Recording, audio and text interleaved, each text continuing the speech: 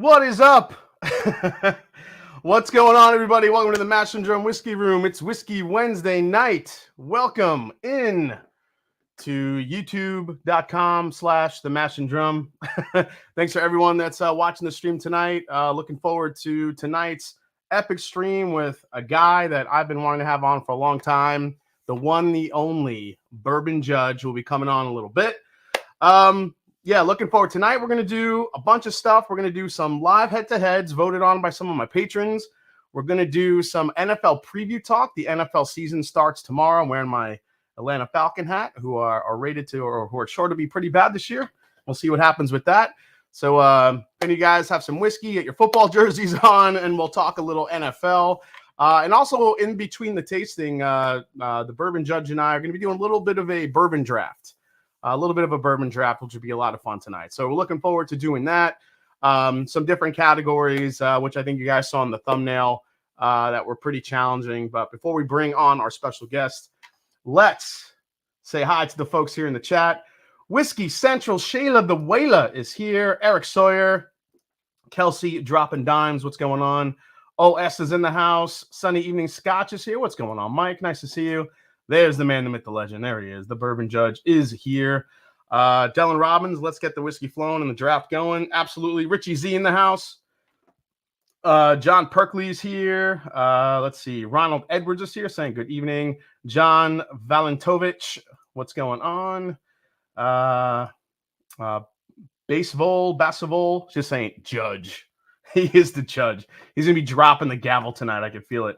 Nick Foles is here. I feel like I'm at the IMAX. Dunny in the house. Soothing intro. Yeah, that's right. You got to love it. Ben Hernandez in the house. What's going on? Darrell Stewart. What's up, number 6? Nice to see you, man. 4 Leaf Whiskey is here. Tony Wilsey. What's going on? Saying hi to the judge. JG. Copperwolf 87. What's going on, bud? Let's see. John W. Sergey's here. John says the intro is giving me Brian Eno vibes. Yeah, it's kind of soothing, and then all of a sudden it just drops the beat on you. You gotta watch out for that intro. John Walker here. Yes, happy Bourbon Heritage Month to everybody. Cheers to you guys. Anthony Orlando's in the house. Old Man Joe. David Barons is here. Cheers to the Mash and Judge. Love it. I kind of has a nice ring to it, Mash and Judge. I like it. Slopshot is here. Paul P. Adam Hinson. Old Man Joe, Todd Ritter, the reigning Blendageddon champion. Blendageddon is coming soon, guys. It looks like we're going to push it to the first week in October. Will be the opening night because I have a special guest coming on the last week in September. So first week in October will be opening night. I'm lining up the judges for opening night for Blendageddon. So if you, I'm starting to get all the blends are starting to flood in like right now. So it's pretty cool. Let's see here. Patrick Q, Bozeman guy, and everybody else coming in. Okay. Hello to everybody. If I missed you, I will say hi to you later. Let's see here. Lizette is here. VV Tom. Emily Chambers. I see Emily. Tim Cornet in the house. Jimmy the Kid. Okay. A bunch of people. Adam Dorman. So tonight, also something we're going to be doing tonight is helping support one of our own. So Rebecca Epps, who's she actually won Blendageddon 2, is she's going through some difficulties. She just made a big, huge move to Kentucky. Her apartment, her car seems to be kind of breaking down, and she's going through a lot of financial troubles right now. And she kind of asked for help. We're not asking for a ton of money, guys, but if you could help, any little bit helps, or any little bit goes a long way. So if you guys look in the description of the video, there is a link to her GoFundMe. So any proceeds that we do tonight, any proceeds that that anybody sends in tonight, will go towards her GoFundMe that I'm going to donate. Not too long ago, I don't know where he's been, but Wheels, we helped raise money to get his car retrofit for his new job. He was in a wheelchair and he needed to retrofit his car. He was in a car accident, so we helped retrofit his car so he could actually drive to work. So this is, just some support to have her get, kind of her life back up and running. So the GoFundMe is there in the chat if you guys want to go and help out. Maybe I'll give away a little something later to just to say thanks to somebody in the chat. So cheers to all of you. And I think it's time. Oh, actually, before we bring on the judge, I have to show this to my Patreon members because this is just gorgeous. So a while back, the Mash and Journey Whiskey Club did Jack Daniel's single barrel picks. And not only were we lucky enough to get one barrel, but we got two. So I opened these things today. I just got these today. I haven't even tried them yet since we tasted it. This is 129.9 proof on this one. But this is one of the most beautiful sights I'd ever seen. Not only is this the Jack Daniel's pick that we did, and I know Adam Dorman, if you're in I think I saw you in the chat. Brett Marquette, if you're in the chat. Yes. I don't know if you guys could see that, but on the top, the medallion, the Mash and Journey logo, just sitting there chilling on top of the bottle. I mean, that's like one of the coolest things I think I'll ever own, and I absolutely love it. So, you know what I'll do is I'll give away a bottle of this tonight. So if anyone super chats or any super chats will, I'll give away a bottle of this tonight, and any of that money super chat I'll put towards Rebecca. But again, if you want to go directly to Rebecca and to the GoFundMe, please do.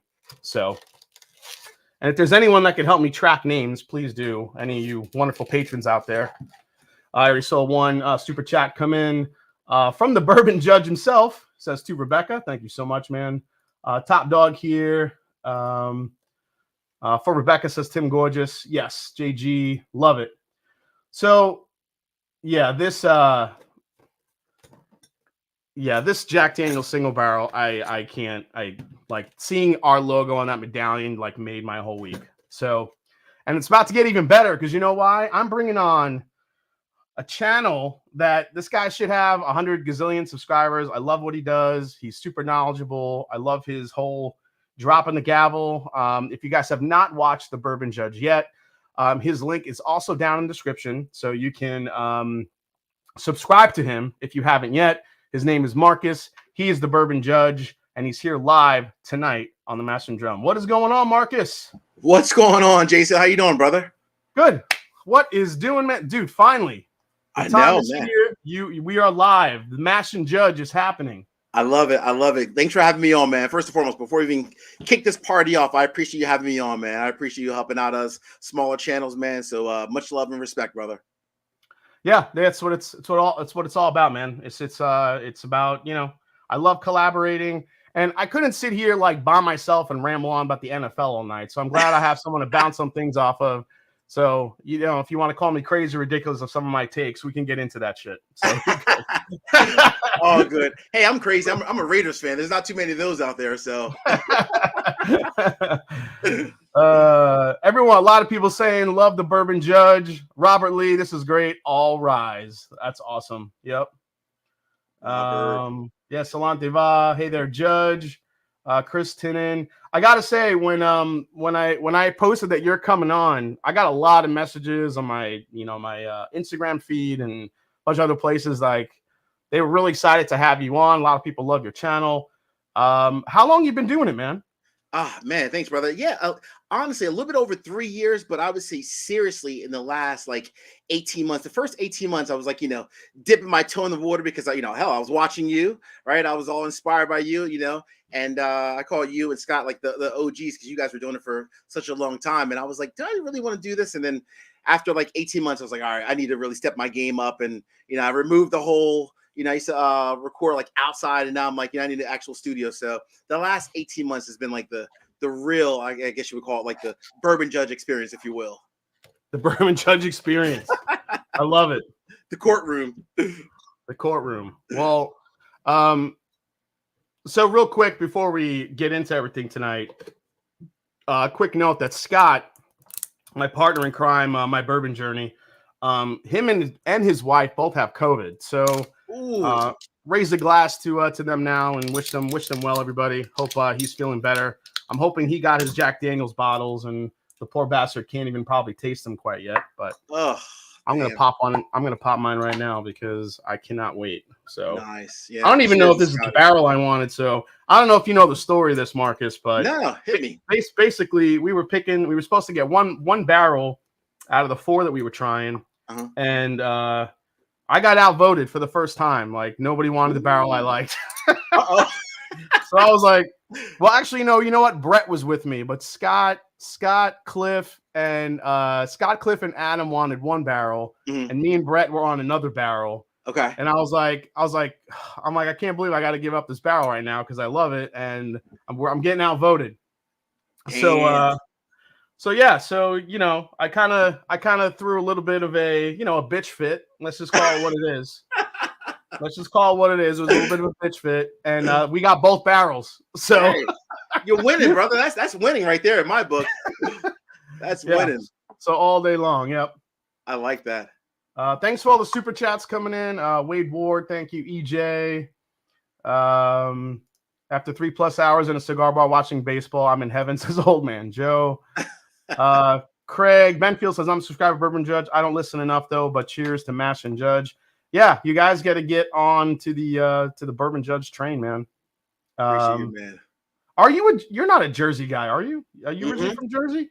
Yeah, born and raised, man. Born and raised right outside of New York. I just moved down to Delaware. Way cheaper, man. I could buy a lot more whiskey in Delaware than Jersey. Damn, dude. That's cool. Yeah. Tunes21 says we watch the Judge. That's good to see. Yeah, we have 315 already in the chat hanging out. Thank you guys so much. Make sure you hit the like button. And if you know anybody that hasn't subscribed yet, please do. I just want to say thanks. I'm not doing a big thing about it tonight, but I recently just hit 70,000 subscribers here in the Mash and Drum. Not bad for a solo YouTuber drinking whiskey. So I appreciate everyone's support. Awesome. So just want to say thanks. When I hit, eventually when I hit 75, hopefully, kind of the 3/4 way mark to 100,000, I'll probably do a little bit more of a celebratory, stream for that. But 70,000 is not too bad. Hey. And yeah, so being in Jersey, I get asked all the time, how the hell, being in New York, did you become a Falcon fan? How did you become a Raiders fan, being born and bred in Jersey? Oh, man. So my pops was a Cowboys fan, and all my family members growing up in Jersey were all Giants fans. And I was like, hey, I want something that's like just straight up like the team that looks the craziest of all teams out there. Who's like the craziest team, wear like the dark black colors? And there was the Raiders. So and we haven't won since the year that I selected my team. We haven't won anything. So but maybe this year, Jason, that might change, brother. It might change. Well, we're going to get into a little bit of that, but before we start with the draft and everything else, I do have a few, just 2 releases I want to talk about because I do like to hit on the bourbon news here and there. Absolutely. So one of these bottles was on the TTB, and the other one was just announced today. So it's time for a very, very quick rendition of what's to see at the TTB.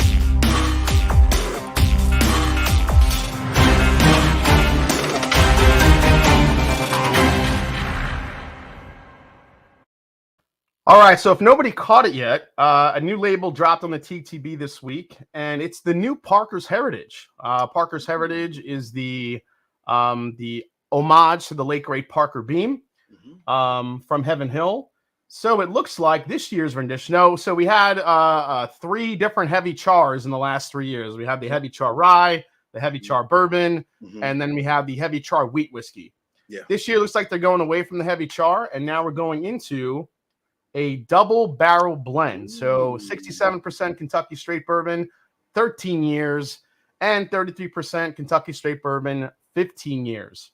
So a double barrel blend. Here are the details on the back. 67% of that 13-year-old Kentucky straight bourbon whiskey, double barreled and then blended post-aging with 33% 15-year-old Kentucky straight bourbon whiskey. Kind of tells you the rickhouse information. Now, this is something that we haven't seen before. It seems that folks like to... So let me use the Jim Beam Hardin's Creek, for example. That bottle, the older version, was a blend of 16-year and 15-year, but it wasn't it wasn't marketed as double barreled. It was, or double barrel blend. It was just, you know, Hardin's Creek. This is our 15-year-old bourbon. Yeah. It wasn't marketed that way. Then you have bottles like this as well. I meant to grab this one, which is the Lux Row.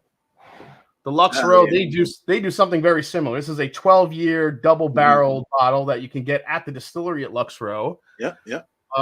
These are two 12-year-old barrel blends, and they market it on the bottle double barrel aged 12 years. So while this isn't like anything I think that's coming off as super special, yeah, you know, it's a pretty cool. I just want to get your, what do you think about that one? I mean, I'm a big fan of Parker's in general. I mean, even though it's not anything special, hey, I haven't had a bad bottle of Parker's Heritage, me personally. That's not to say that there's not a bad batch. I haven't had all of them, but I'm excited about it, man. Whenever there's a new release and it's something that's slightly different or not the norm, you know, as long as it's not, you know, let's call it quote unquote too gimmicky, I'm good with it, brother. I'm always good with it, you know? Yeah, that's cool. The gavel is waiting for it, Jason. The gavel's waiting. Oh. Also what was just announced, I think yesterday, the new Bardstown Bourbon Company Chateau de Scooby-Doo. Ooh. Or should I say Chateau de La Baude? La Baude? I'm not sure. I'm not going to even try to speak French. But this is by chance one of the greatest finished whiskeys ever created by man. And it is an absolute, well, the first version I'm talking about. That was 12-year MGP finished in Armagnac cask for about 18 months, I think. Yep. This year, we're looking at a little different of a beast here. So here's the info right here. Blended straight bourbon whiskeys finished in Chateau de la Baude Armagnac barrel. So same type of finishing, but we're looking at different distillate going into this one. You have Kentucky 12-year 75 13 12 going with some of that high. This is 10-year Tennessee, or should I say Dickel, 84 88, 107 proof. If you look at the tasting notes, it's very synonymous with what you would expect from an Armagnac finished bourbon. You're looking at baked pear with nutmeg, cinnamon, sage, toffee, brown sugar, and almond. That rich golden raisin is a note that you definitely get from Armagnac, I think, as well. Yep. So this has the potential, I'm not going to say it's going to be, but with that combination of those two whiskeys, it has the potential, I think, to be just as good. If not, it could be better, only because I think that, you know, a lot of people don't like the George Dickel note in it or the George Dickel whiskey. Yeah. But when you get into like those candied orange notes of the high aged Dickel, it could work really well with the Armagnac. Totally Again, agree. Yeah, tasting it is going to it's going to come down to tasting it, obviously. Yeah. But Marcus, did you get a chance to try the original Chateau de la Baude? I did, man. And I didn't own it, though. I did not own it, but I did try it, though. That bottle was the truth. And I mean, straight up the truth. Absolutely amazing. So as long as it's equal to that, I'm good. It doesn't have to be better. I'm not even going for better. Just make it equal. And I'm good with that, you know? You somehow make it equal. Now I've already heard from some insiders at Bardstown Bourbon Company that it's actually it's actually more viscous than the last one was. Okay. Now, whether or not that translates to flavor, I don't know. I think that's going to be up to, you know, the masses to decide. Adam Dorman says Rebecca, but Jason, that is looking absolutely gorgeous. Cannot wait. My mouth is watering already. Adam, dude, I actually think this is the barrel that you and Scott and Cliffy wanted. So it's got like that easy, like viscous, it's like super dense and viscous. And this is like all the bananas Foster syrup, you know, like in like maple syrup, like over pancakes, like in concentrated liquid form. It's crazy. I bet that's phenomenal. That Jack Daniel's stuff, man, that barrel strength is their bottles. That is truly amazing. That's some great stuff, man. Great stuff. This actually two barrels. Yeah, we got it's nice though, because both barrels are very different. One is like kind of smack you in the face, Jack Daniels, and this one is more of a this actually reminds me a little bit of the Jack Daniels Coy Hill flavor profile. Ah, okay. Okay. but way more like easy to drink, not like, Okay. you know, flaming hot from all that not high proof. It has like those same like the barrel char and the Sure. like the cooked bananas Foster notes. So Yeah. yeah, Nice. I think our club is gonna absolutely go. I hate to, no pun intended, but go bananas for that bottle. So It's good stuff. I like that. you need a bigger version of that JD chain around your neck for the Matt Madness. You know what? I have to earn that. I've been fucking terrible at Matt Madness, so you know, if I actually make it to the fucking next round next year, maybe I'll get the medallion. Yeah. So, what's up, Master Drum? Congrats on the win Saturday night. What's up, Bourbon Judge? Yeah, let's see here. 3 drink, good stuff for Rebecca, but you had me at Bananas Foster on the JD pick. Yeah, dude, 3 drinks down. It's no joke. It is no joke. Yeah, I was kind of pissed I didn't get to pick the barrel. So I'm trying to think about that. Okay, so before we dive into the draft, let's talk a little NFL. You're a Raiders fan. I'm a Falcon fan. Yeah. We both love football. You do any fantasy teams? I did, yeah, 3, unfortunately. And all 3 of my drafts were absolutely horrible drafts. But I'm gonna come back. Even though I haven't started the season, it's already not looking good. Listen, man, all it takes is for somebody to get hurt and then you're back in it. You got that right, brother. You got that right. I'm praying for somebody to get hurt. So we were talking a little earlier how I've been disappointed in a lot of releases this year. You know, if people have been watching my reviews the last like several weeks, I've just been like pissed off. Like it's just been like, you know, I don't know if it's my barrel picks, like in trying all these other whiskeys that are just like breaking my palate, but I am literally trying all these new releases that are coming out and everything is just falling flat. Some of the whiskeys that I've had this year that I didn't expect to be that good have been a lot better than some of the releases with all the clout. Sure. So I'm wondering, in your mind this year, have you had a lot of that too, or have you been pretty kind of steady with what you've been tasting this year? I'll say that I think the releases this year, they have been okay, but not great, right? And I think, you know, a lot of us like you and a lot of us, we all expect that the whiskey, you know, especially with, you know, having so much technology and, you know, all the different collaborations and so forth, you would expect for it to be great. But honestly, the only release this year that has made me, you know, literally throw down the gavel like big time was Discovery Series number 8. That was the only release this year that I was like, wow, like straight up, all right, I'm good. But that was the only one though, right? Everything else was like good, maybe even a buy, but not a, you know, as I call it, not a 3 gavel buy. That's a big difference, you know? Yeah, I know. You got so remind everybody of your gavel scoring system real quick. Yeah, absolutely. So I do really the basics are either buy, no buy, or split decision. Split decision is typically if it's something that's like just so unique. And I was on the fence with even giving like Barrel Vantage a split decision because it's such a unique pour that I recommend that you have to try it at the bar first. But I actually like Barrel Vantage only because it is different, it is unique. But overall, three scores: do not buy or leave it on the shelf, split decision, or buy. And then occasionally something is 3 gavel good. That means I love the shit out of it. And I mean love the shit out of it. And that's only Discovery Series 8 so far. Love the shit out of it. Discovery Series 8 got 3 gavels from you? I love that, man. That is, whew, that was so dangerous. I was like, shit, I could drink this all night, like one night.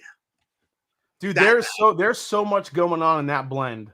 Mm-hmm. Every time I go back to it, there's something different because it's not only is the mash bill crazy, like the blend, but then you have all the different finishes that they did. Yeah, I mean, that too. You got to scan a damn QR code to find out all the shit they did to it. I know. Oh man, I never leave home without it, man. It's like my Amex card. I never leave home without this bad boy. It's literally in your back pocket, dude. Always, always. It's crazy. All right, so let me ask you a question real quick, though. Yeah. What are the 3 releases this year that you were like? I mean, obviously, I know Old Forester from your review, Birthday Bourbon. That was pretty much straight up clear. What were 2 others that you were like, damn it, this didn't meet the mash and drum, you know, level of what I wanted? Well, let's see, the Wilderness Trail 8 year. I've like been waiting for that shit to like hit like that age, and you know, I've had single barrels from them that like 4, 5, 6 years old that are like unreal. Like, holy shit. Like, I cannot wait. Like this stuff, when it just keeps aging up, it's just gonna get better and better. Yeah. And that's not to say that the 8-year stuff that I had was bad. Yeah. I think it was more of a product of because it was a small batch. Okay. So I think whatever they batched together just kind of dulled the flavor profile and the punch that I'm used to. Okay. Okay. So listen, it's a solid bourbon and I dug it, but Yeah. for what I wanted, I guess, and it comes with expectations. You have expectations in your head of what you think something should, or you want it to taste like, especially from past experiences. And it just didn't, I went back to it. I'm like, maybe I put too much, maybe I built it up too much. Maybe, yeah, we all do that. maybe I need to go back to it and see how it was. But yeah, every time I went back to it, it's just like it's a fine bourbon. It just didn't really do it for me. Didn't wow you. I got you. Yeah, as far as let's see, anything else, man. I mean, I'm not gonna say the Barrel Vantage because that's just another beast of a. Yeah. That falls in line with where you have to. That thing you kind of have to try it before you buy it because there's so much going on in that too. It's just a completely different profile, as you said. Yeah, so different. Bring me the Knob Creek 18, says ADHD whiskey. Yeah, I'm looking forward to trying that one. I generally aren't.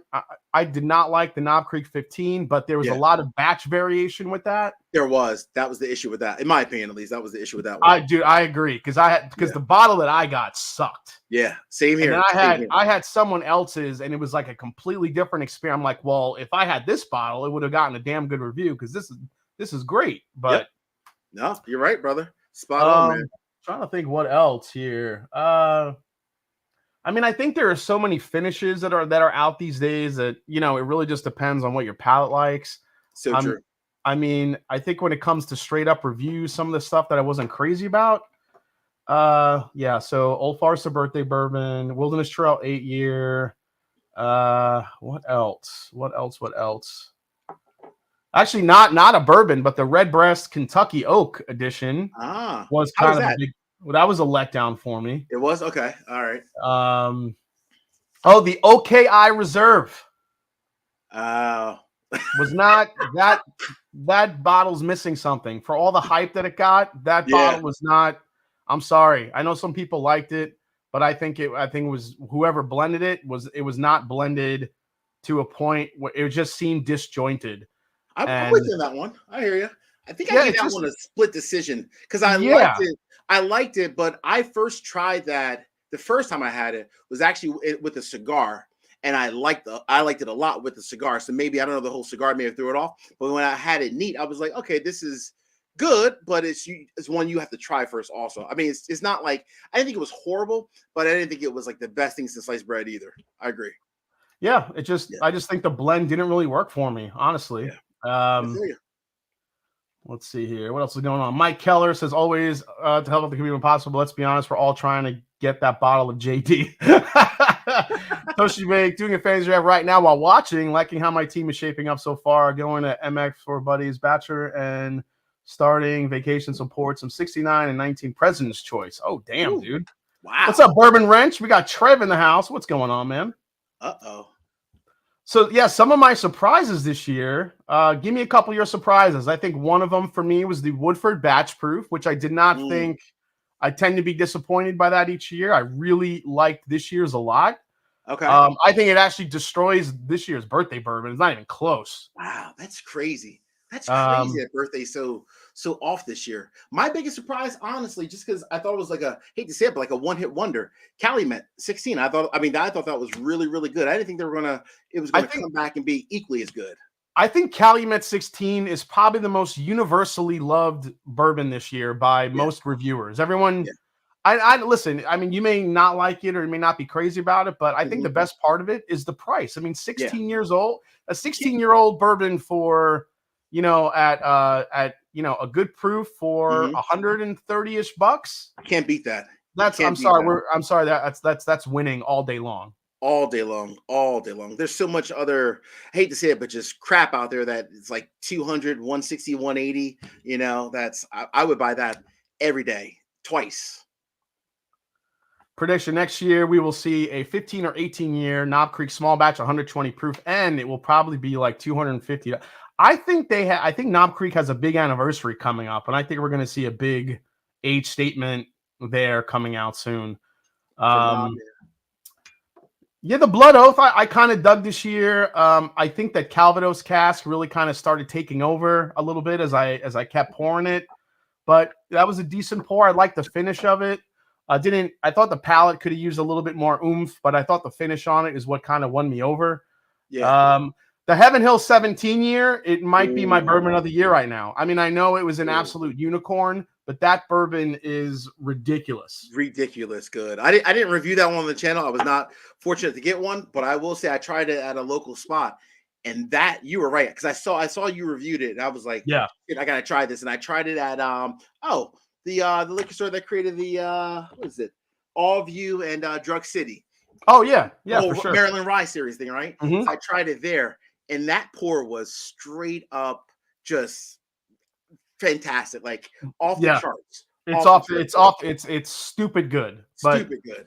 There've also been some like lower price surprises for me this year that I really enjoyed. I think the Green River bourbon was absolutely for $35. Yeah, Green River Distilling, that was a great release. Okay. The Jack Daniel's Triple Mash, I thought was a great little $35 bottle. Totally agree. Absolutely. Not bad for the price. The Tin Cup 10 was kind of a nice, like, surprise low proofer. Yep. But there are a lot of, and also, probably my biggest surprise, a bottle that I absolutely loved was the Chattanooga Founders Edition. Oh, I didn't try that one.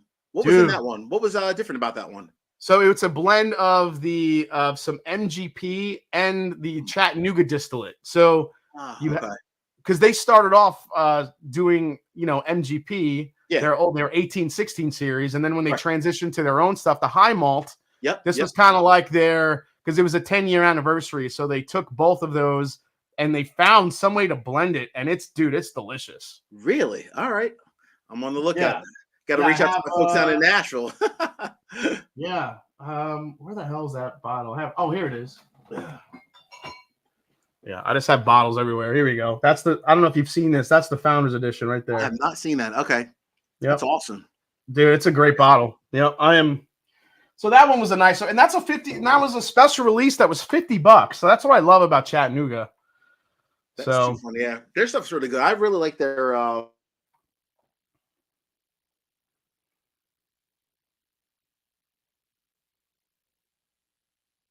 Did he freeze? Is he frozen, or is he in deep thought? Are we frozen? No, we're not frozen. Bourbon Judge, come back. You're frozen. So I heard this rumor. He's back. There we go. And you're back. So I heard this rumor too. I don't know if you heard it yet. That so Pear Bear, Mr. Perry from This Is My Bourbon podcast, mentioned rumors of no George T. Stagg again this year. Supposedly more bad barrels, solid sources, but no official word. I actually, who the hell told me that? I got the same information from someone in Kentucky as well. So really, it's looking. So listen, don't take my word as gospel, but this is 2 or 3 different people that I've heard this from. So if it does happen, if we do again have another absent GTS, like, don't be surprised. I'm just telling everybody now. Good to know. Good to know. No, I appreciate the heads up. It sucks though, man. I mean, 2 years in a row. I mean, all that whiskey damaging, you have to have some that's good enough, that's worthy enough, right? I mean, come on. Yeah, I'm not sure what's going on with the Stag barrels. I mean, are they waiting for are they waiting for more? Were they waiting for the ones that they didn't use last year to hopefully get better? Or could be. Or were the other ones that they were, also aging didn't get better yet either? I don't know. There's always going to be conspiracy theories, especially around anything Buffalo Trace does. But always. I mean, it could be something simple as it didn't live up to their standards. I mean, you never know. Yeah, You never know. never know. That's so true. I mean, I guess you got to respect them for at least saying it's not good enough, right? If that is truly the case, right? I respect that. Rather than just putting something out and make people dropping all sorts of crazy, Yeah. crazy And cash. Trev is right. Trev is right. It doesn't matter what Buffalo Trace puts in the glass. They could piss in a bottle and people would think it's a bottle of Jesus tears. That's true. It's true. It's true. It is true. It's sad. Mark May says the Mash and Journey Houdini. Mash and Journey pick is in my top 3 this year. I snagged 2, but I just cracked second mile tonight while on Joe's live stream. Great to have the judge. Yes, Mark May. Thank you so much. Yeah, spell it as a special. Yeah, they could literally come out with George T. Stagg rejected barrel, and people would buy it and put it on secondary for thousands because it was rejected. Crazy. You're right, rejected. It would go for even more than the regular stuff. stuff. It would go for even more because it's even more rare. It's rejected. The world is frowning upon it. All right, buddy. Let's get into some NFL here. So let's start with the power rankings. Ooh. So here are the power rankings for this year. Everybody in the chat, let us know what your what your favorite team is. I think there were a lot of like hidden Packer fans in the chat. If I saw that right, I'm not really sure. They're all over. So I think it's pretty unanimous that the Bills are probably the favorites. Oh yeah. And I think it's actually kind of giving a little. I'm not saying that the Rams are being disrespected, but they just won the Super Bowl and they're ranked third behind the Bills and Packers. That's true. According to Aaron Rodgers, the Packers don't have anyone to throw the ball to. The Chiefs come in at 4, the Buccaneers come in at 5th. I don't know how in the world the Cowboys are ranked that high. I'm sorry, Cowboys fans, but they get ranked. They overly get hyped every single year, and they fall flat in their face every single year. I'm not sure what it is. That's crazy. Number 6. I think the Chargers and the Colts definitely have a unique. They could be really good. They could be. So true. Cardinals, we don't know what's going to happen there, especially quarterback wise. Yeah, he's a little crazy. The Browns have a definite challenge this year, to say the least. Let's see, Ravens at 11, Broncos at 12. Now the Broncos, they have their new quarterback. They got Russell Wilson. Yeah, I like Russ. He's cool. That's probably so here's the thing with Russell Wilson though. When he won the Super Bowls with with Seattle, he was more, I think mostly the Legion of Boom, the defense, the running back, got a lot more of the publicity for winning that Super Bowl. It really didn't go to Russell Wilson. It was really about the Legion of Boom and Marshawn Lynch. So I'm wondering if this is going to be his time to go to the Broncos and kind of show that he can win a championship with another team. So if he does, it's not going to be this year. He doesn't have the support. I mean, don't get me wrong. He has a good squad. They have, a good tight end. Just decent players across the board, but it's not going to be this year. They need to bring in like a kind of like what the Raiders did. The one time we actually brought in someone younger than the age of like 40, which is crazy by itself, but they need to bring in like a Devontae Adams, somebody that he can really throw to, at least 1 or 2 really solid receivers. I don't see it happening this year for him, Yeah. All right. So let's do this. So we kind of saw the power rankings. It really doesn't matter because a lot has probably changed since those rankings hit. So let's go through the divisions here. Ooh. So we have, let's go with the first division. All right. And then after we go through the first division, we'll do our first bourbon draft pick, and then we'll do our first head-to-head. How's that sound? I like it. Let's do it. All right. So first division in the upper left, in our backyard, baby, the NFC East, our old backyards. Philadelphia Eagles, Dallas Cowboys, Redskins, New York Football Giants. Who do you see winning the division? Oh, gosh. I'm not just saying it because I'm only an hour from Philly, but I really think the Eagles are going to pull it through. I think so. Cowboys it's just Dak by himself. That's it. And the Washington, what are they now? The Commanders, the football team, whatever they are. It's just, that team is just, Great defense, but I mean, they're just like the Washington, whatever they even are, right? I mean, I have to go with the Eagles. Have to. You're going with the Eagles on that one, so Yeah. so you don't think the Cowboys are gonna you don't think the Cowboys will pull that one out possibly?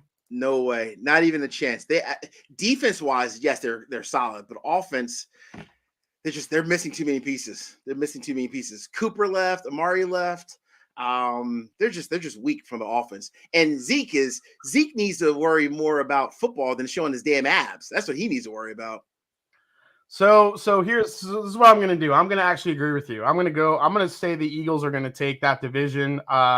I don't like the offensive line for the Cowboys. I'm not liking what I see in Ezekiel Elliott lately. Yeah. I don't like the fact that they were still being called for 100 million penalties on even during the preseason games. I mean, the coach has to get that shit cleaned up. I'm not really sure what he's doing there. True. Well Redskins will probably have a very nice defense. Not really sure how they're going to score. And then you have the Giants, who are just still, I think, kind of in a reset. I don't think they really quite know what they have with their quarterback either. So yeah, I agree. No, well said, brother. You're right, man. All right. So that was the first division. We are picking the Eagles to take the NFC East. So that brings us to our first draft pick for tonight. And I'm actually going to keep track of these. So I'll grab my notebook here.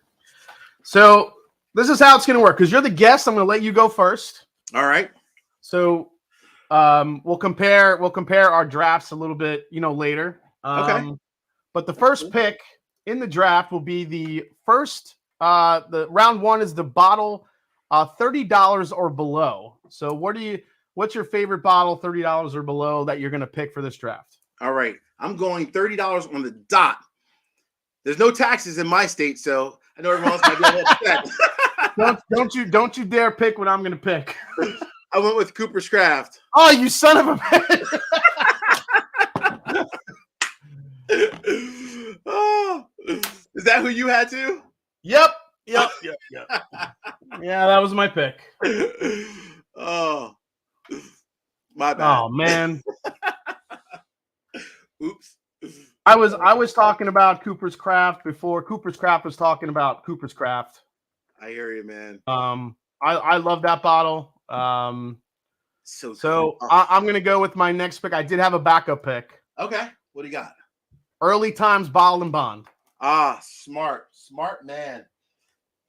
That was my backup too. I had it the old school though, not the Sazerac. No offense, the old school.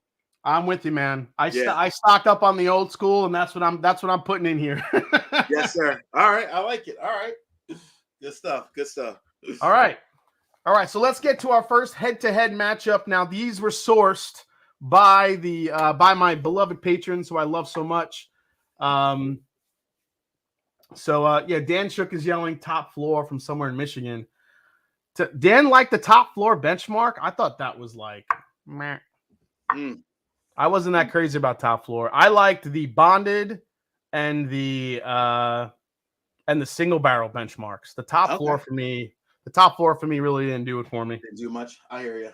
But I mean, me and the junkies always say we have very different palates. Yeah, so. That's true. I mean, everyone does though. I mean, because I saw they in one of their videos they talked about that also. I think everyone, right? We all have different palates. I mean, that's the thing. Like that's the beauty of it. You got to find who you line up with. That's how you make smart. That's how you make more informed purchases. You know what I mean? Absolutely. All right, so we going Makers 46 cast strength versus Weller Antique. Is that what we're doing? Yeah, let's do it. All right. Let's do it. All right. Yeah, our first head-to-head. This is our first football matchup tonight. Woo. I need the Madden music behind me, but I don't want any copyright issues. We don't want Master Drum locked up. Yeah. Yeah, I can hear it already. Dun-dun-dun, dun-dun-dun. All right, let's do this. I'm gonna put this one here just so I don't forget which is which.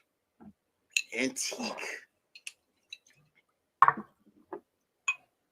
All right.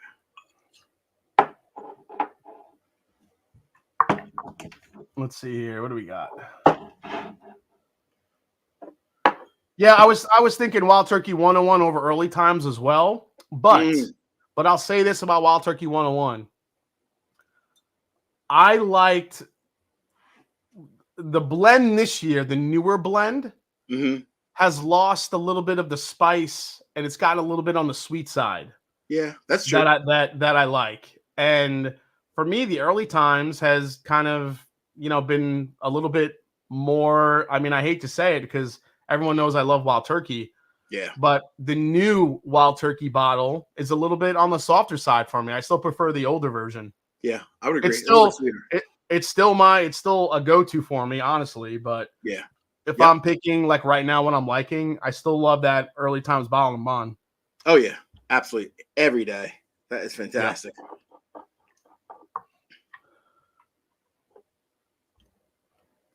All right, so let's just go out off of nose here. All right. And then when you have your pick, drop the gavel.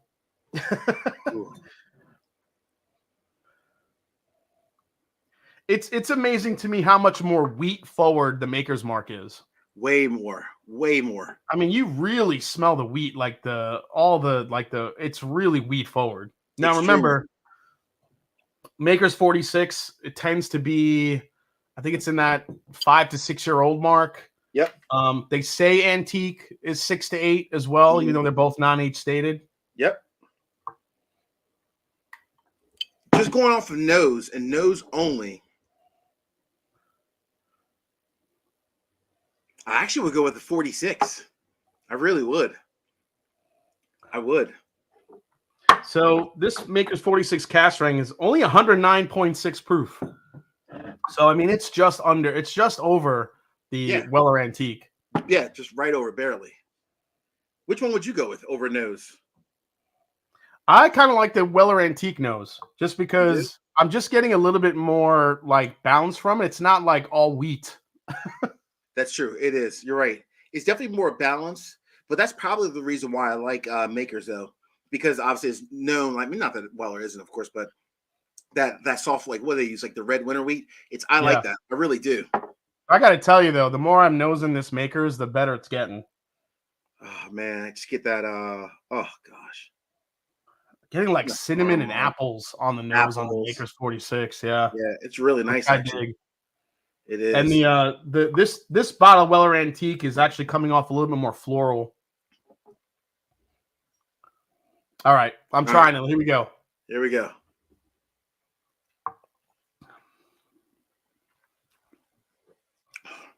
Oh, that's good though. Which one did you sip first? I went with the antique first. Okay, yeah, I sipped the Makers first. So what did you get on the antique? Oh, that's so damn good. a ton of like caramel, even like a little bit of like a burnt like apple notes in there as well. Mm-hmm. Really, really nice, and a little bit of cinnamon also. I love this. The reason why we all have to go to Ohio every year to get our antique. I make my way out there. Come and get it. Literally. Oh, that's good. Yeah, I can see where you get like kind of the burnt apple note in the Weller. Yeah, I like that. All right, now I go to the Makers here.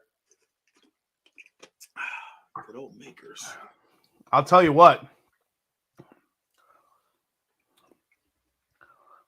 I don't know if it's because I'm coming off the Weller Antique, but the Makers 46 cast strength has this like hidden, like underlying, like dark fruit note with like the apple and like the cinnamon, and what the Makers 46 has over the Weller, even though it's a wheater, it's so spice driven, which I love.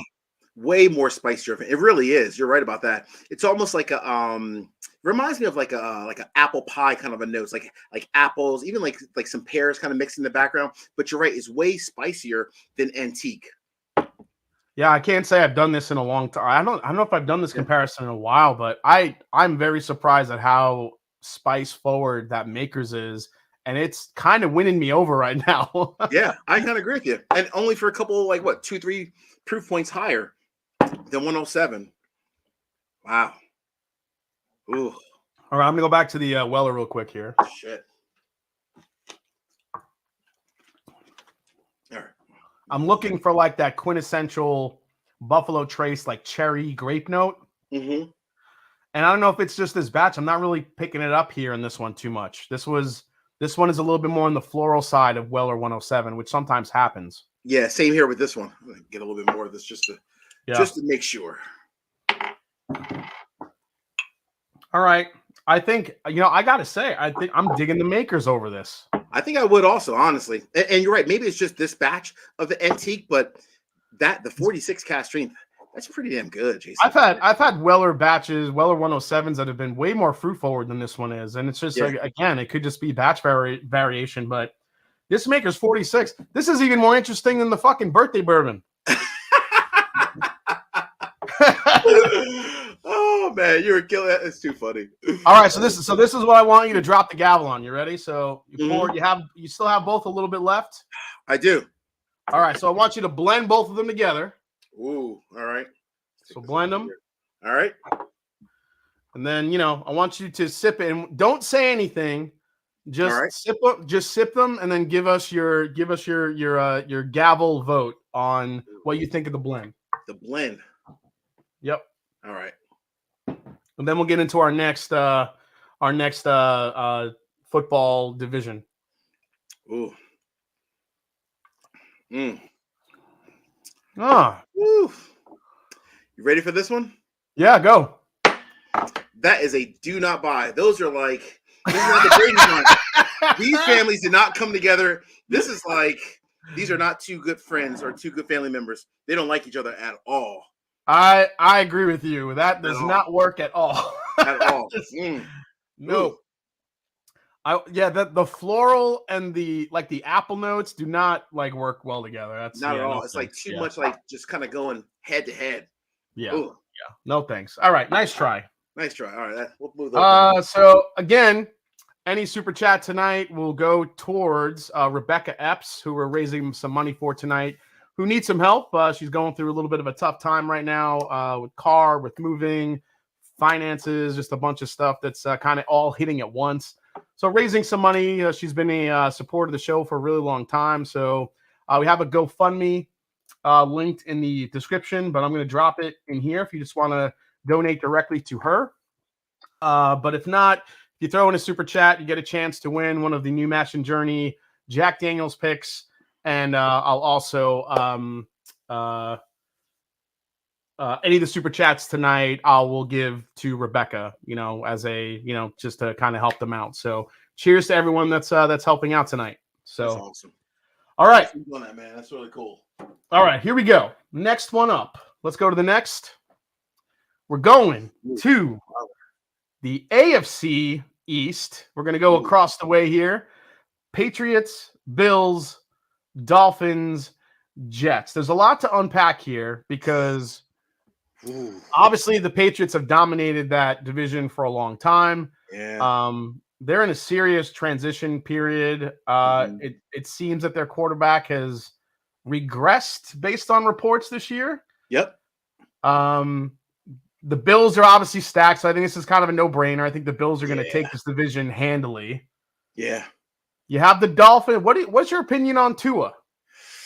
Tua's a little, I don't know.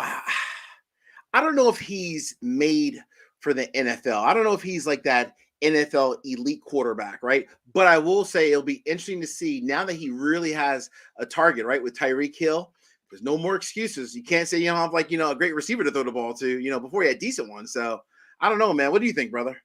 I agree, man. I think that I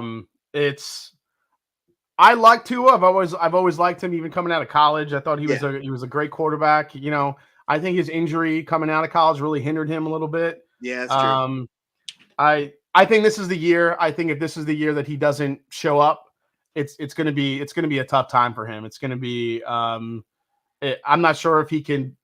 It sucks because he came off a major surgery coming out right after the draft. He really didn't get. And it's funny because for him, I think being the quarterback at Alabama, he had a lot riding on his shoulders, and I don't think people have given him enough due time to just acclimate to the NFL quite yet. That's true.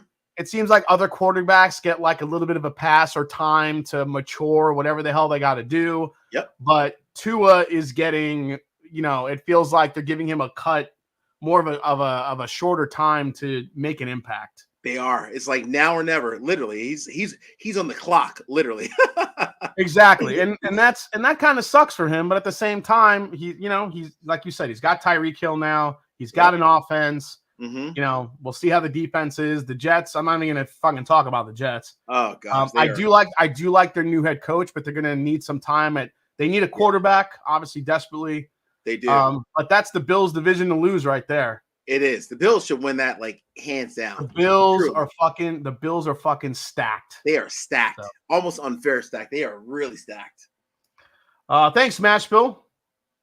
Appreciate you, man. Hope you're doing good. The Dolphins are a sleeper, says Alan Pulowski. All right. You must be from Miami. All right, we're going with our next round. Bottle under $60. Ooh. I'm gonna throw it right to you again, man. Where are you going with it? Oh man, no, I went first the last time. I'll let you go. You're being too much of a gentleman. You go first. You're gonna let me go for the $60. I'm gonna let you go first. I'm gonna let you go on this one. Bottle I got a package just in case. Bottle under $60. All right, yeah, I can't pick that quite yet. Where am I going? Bottle under 60. You know what? I have to go with a bottle that I've been really, really enjoying, kind of rediscovered lately. Okay. And it's not anything crazy. It's not anything that's going to blow your mind. Yeah. But I got to go with Four Roses single barrel. Okay. All right. I can't get enough of the recipe. I can't get enough of it's fucking delicious. I absolutely love it. That's good stuff. That's cool. Hey, nothing wrong with Four Roses. That's cousin Anita's favorite too, by the way. So she'll love you just for that, Jason. All right, cousin Anita, I'm with you right here. All right. So for me, I'm gonna go. Just mind you, I'm also trying to pick available bourbons. Yeah. Not complete unicorns. Oh so, yeah. Totally. Yeah. Completely with you. Yeah, absolutely. So right there with you. Also, same here. Totally on every shelf for the most part, right? Right at, again, because we're no taxes in my state. Old Forester 1910. I love 1910, man. Oh, 1910. Okay. Yeah, I do. I like 20 also, but 10's that's just oh gosh. Love 10. So how much do you love the 1915? Nah, I like 1915 a lot also. It's not a bad blend, actually. Not bad at all, man. Hey, yeah. I like it. Yeah, I mean, for me, I could just kind of walk in and I'm actually working on a video about available bourbons that nobody pays attention to. And I'm probably going to get a lot of hate for it because people don't want me to mention certain bourbons that are usually available. But it's I was inspired to make it because of all these fucking limited releases I've been disappointed by. I'm there's so many better bourbons than this just available on the shelf. So many. Oh my gosh. Looking into my first Dusty Turkey, thinking my birthday 88, what range of years have you liked best? Nick Combs, you're right in that range, buddy. Anything from 86 to 90 are magical for either old granddads or for the Dusty Turkey. So you're right in that range. That's a good range to look at, Nick, for sure. Dusty's nice. Yeah, see, JJ Bowman, I can't get near me. I think that'd be a great bottle in order to get, but I can't get that by me. But okay. Yeah, I'm all about it. So, all right. So far we got two good picks. Let's go to our next taste off here. All right. Which one? Since you got the 1910 out, you want to do the 1910 versus the toasted? Yeah, let's do it. All right, let's do it. That's perfect. All right, so we're going to do Old Forester 1910, the next one that was voted on, versus the Elijah Craig Toasted Barrel. I can't say I have had the Toasted Barrel in a while from Elijah Craig. Same here, man. I definitely drink, shit. I definitely drink the 1910 way more, just like you. Oh yeah, all the time. This is like a staple for sure. A staple all day. Oh, I haven't had this bad boy in a minute. Ooh. See, Adam, I'm not going to show my cards to quite yet, but just you be quiet, Adam. Hey, congrats on 70K and cheers to Rebecca. Nice. 1910 Curb Stomps, Elijah Craig says, Mr. Damn. Peter White. Okay. Curb Stomps. Whew.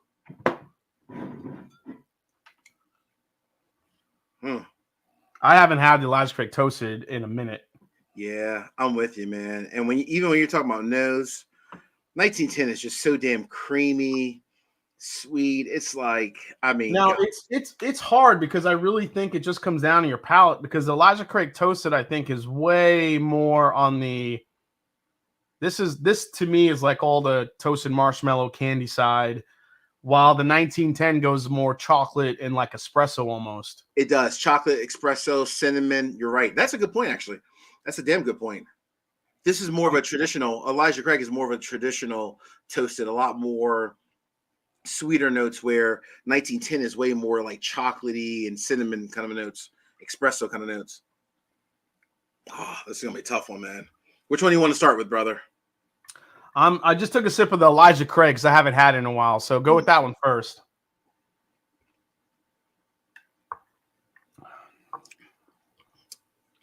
It's all right. It's all right. So the thing that this bottle has that bothered me when I first had it, it's got that toasted barrel, bitter, like funk on the back end of it that kills a toasted bourbon for me. It does. It's like you like start to lean into it, and then you're like, oh, he just falls so quick. It still has it. I just can't. I can't. No. I know. Not doing it for me. Mm-hmm. Yeah. Oh yeah, dude. The 1910. And you know what though? When you drink the 1910 coming off the Elijah Craig, mm-hmm. you really get a sense of how much darker it is. Just all the oak char and there's so much oak char and smoke to it. So much smoke. This is such a smoky chocolate cinnamon type of a whiskey. Yeah.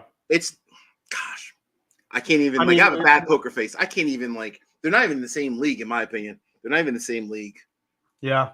I agree. I mean, I got to say that Scott and I, Mash and Journey, we did a Penelope toasted pick. Okay.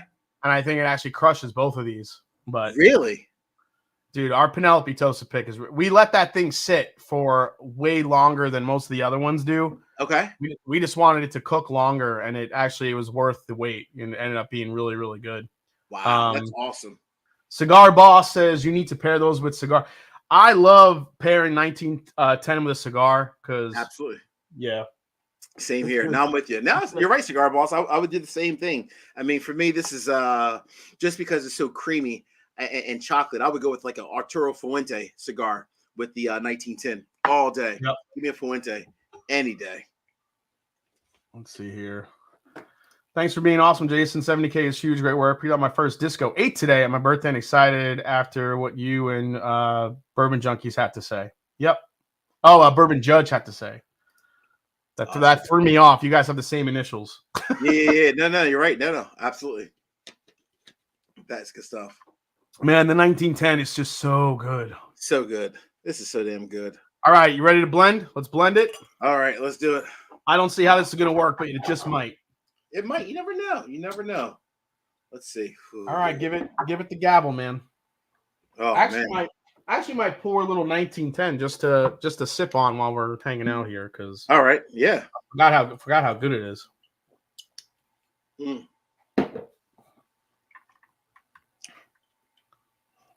It's. I hate to say it. It kind of reminds me of, but the opposite side though. The Elijah Craig, it throws it off because that back end just toasted notes just kind of drop off. Again, another gavel. Can't do it. I can't do it. I can't. All right, looks like we're 0 for 2 on the blends tonight, and let's see here. Damn. One of these is going to work out. One of them at some point. Yeah, it's not. Yeah, it doesn't work, man. Right? It's weird, all right. I can't. Yeah, it's just not. I think they're so far apart. Trying to bring them together, you maybe would think like opposites could attract in that sense, but for that, maybe if you like mess with the proportions a little bit here and there, could be. I would agree with you. Like maybe almost like a 2/3 1910, 1/3 Elijah Craig toasted, but then 1910 is starting to get hard to find. I can always get 1920 though. Yeah, I think because 1910 has become a huge favorite for a lot of folks just because of the flavor profile. Pop 'em no watch 'em's in the house. Congrats on 70K, brother. Thank you. That is awesome. Okay. Let's go to the next division, buddy. All right. I'm ready. We're gonna hit up the NFC Central. So we're looking at the Vikings, the Lions, Green Bay, and Chicago. Now, this one is all over the map. Ooh. I think the consensus is that Chicago is going to be completely terrible this year because they just don't have any weapons Zero. for what's the quarterback? Justin Fields. For Justin Fields. Yep. Yeah. Ohio alumni here that everybody loved in Columbus. Oh, yeah, you're right.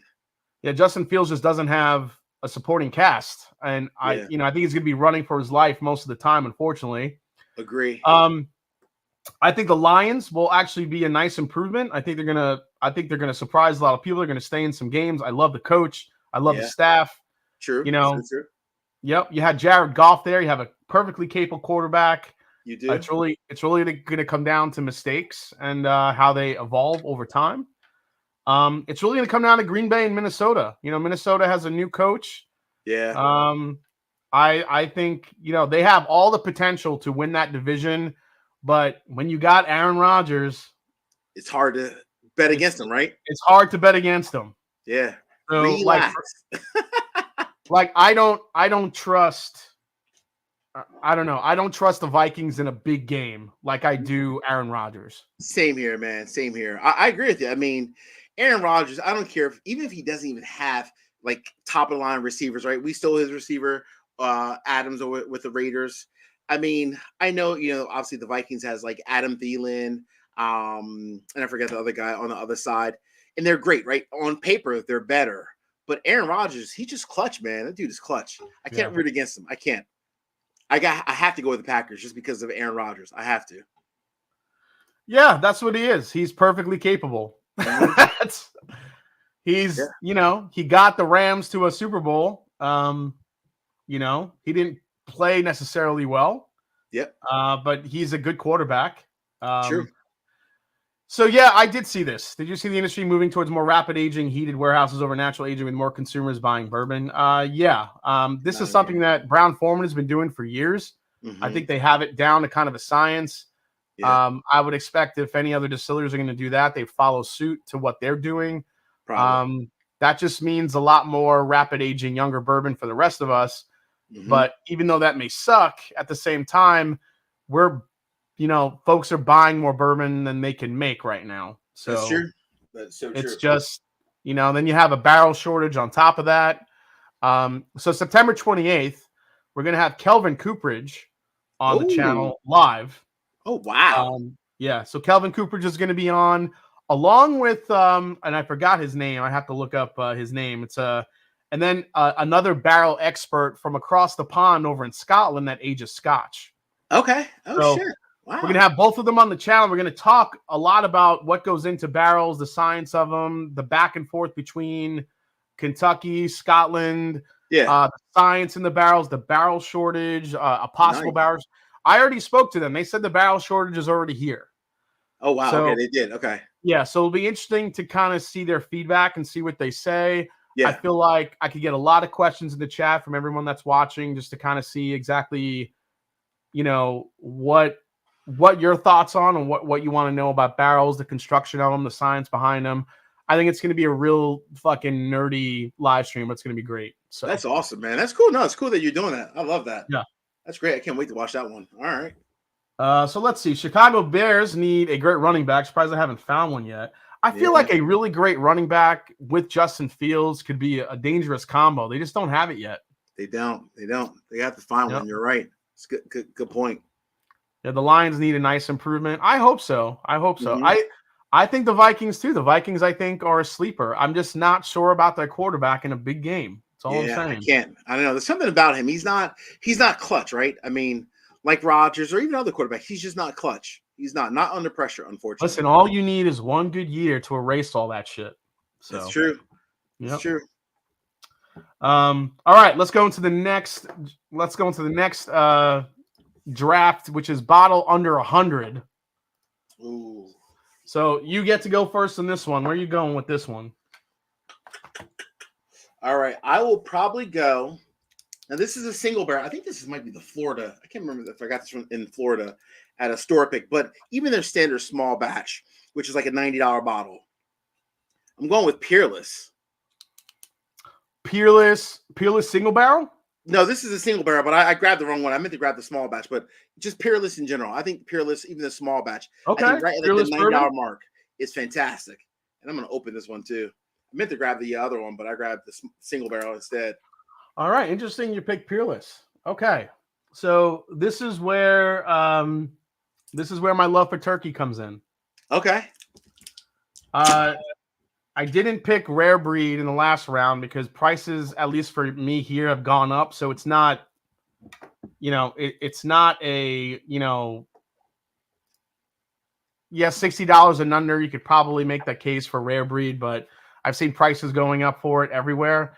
But for me, as much as I love rare breed, I have to go Russell's Reserve single barrels on these for this one. It's $100. It's under 100. It's right in that $60, like $60 to $100 area. That's true. Yep, that's true. And I fucking love that stuff. It's delicious. It's my number one go-to bourbon. I drink them all the time. I have single barrels of it. I can walk into a store. It's always available. That's true. As much as I love rare breed, I love the nuance and the flavor profile of Russell Reserve single barrel, which is where I'm going to go. So, all right, that's a good pick too. Yep. Which was this one? I have one of these also. That was my backup, just in case you picked Peerless. By the way, so a different store pick, but same thing, right? You're right. Russell's Reserve, especially like the store picks, single barrels, absolutely amazing bottles. I have to agree with you on that one. That is, like, and I'll say this: if I could walk into a store and buy Elijah Craig barrel proof just right off the shelf, that would have easily been my pick. Okay. I mean, not even. I wouldn't have even questioned it because it's a 12-year bourbon for 70-ish bucks. True. So true. Retail, but I can't just walk in and get it. So, well, if you ever need help with that, let me know. There are single barrel Elijah Craig barrel proofs all over the Northeast. Like literally almost every store has them all over. Yeah. It must be nice. I can't find that single barrel Russells at all. Really, Cigar Boss. So that sucks. Really? Crazy amounts of dark fruits on there. Yeah, totally. Especially depending on what single barrel you get. Yeah. Wise Guy Whiskey Guy says too much cinnamon for me. Yeah, see, I love all the cinnamon I could get, man. Me too. Jason, your Four Roses pick is so good. Had a pour last night. Yes, thank you so much, Get Strunk. He was kind enough to send me some Sweetwater swag from. I got a mug. I got a sticker. Dude, thank you so much for sending that along. Really appreciate it. The Russell Reserve Thunder Chicken from Denver Whiskey is off the scale. Peter White, when I helped out with the Ascot Awards, that particular single barrel won best single barrel of the entire competition. Did it? Oh, shit. Oh, wow. Yeah. Cool. That's awesome. Yeah. I mean, I don't know. Like Elijah Craig barrel proof, I'll say this. They've been so inconsistent in the last, few releases that I'm more comfortable spending my money on the Russells because I feel like I'm going to get a more consistent product. I would agree with that. Totally agree. Because it's been honestly, gosh, what are we talking, like over a year now, right? Like since we've had a really solid Elijah Craig barrel proof. A little bit over a year now. Like a true hitter. Yeah, I think the A was okay. I think the B522, while I wasn't crazy about it at first because it was such an easy sipping Elijah Craig barrel proof. Yeah. It's a really solid batch. It's really sweet. It just doesn't have like the punch that some of the other ones did. Yep, historically. So true. There's nothing wrong with that. I think it's a solid. Listen, it's not even about, Elijah Craig barrel proofs it's the easiest buy on earth. Yeah. It's a 12-year-old small batch, non-chill filtered bourbon from Elijah Craig. I mean, I don't care how good or how not good it is. You buy that shit. Doesn't matter. You're right. You're right. That's a safe pick every day, all day. Yeah, Kyle, I totally agree with you. I feel like Russell's Private Select can take on. I've had Russell's Private Select barrels that would absolutely just crush Elijah Craig barrel proofs. It just depends. Yeah, totally agree, Rob. B522 is all brown sugar and candy and sweet. Absolutely. Yep. All right, let's go to our next blend. Let's go to our next face-off here, man. All right, I'm ready. Which one are we doing next? Actually, speaking of Elijah Craig Barrel Proof, you want to do that one versus the Larceny? Let's do it. I like it. All right. So one of our patrons wrote, do Elijah Craig Barrel Proof versus Larceny Barrel Proof. So the judge and I picked C921 for the Elijah Craig versus the Larceny A122. So right. I'm gonna pour this here real quick.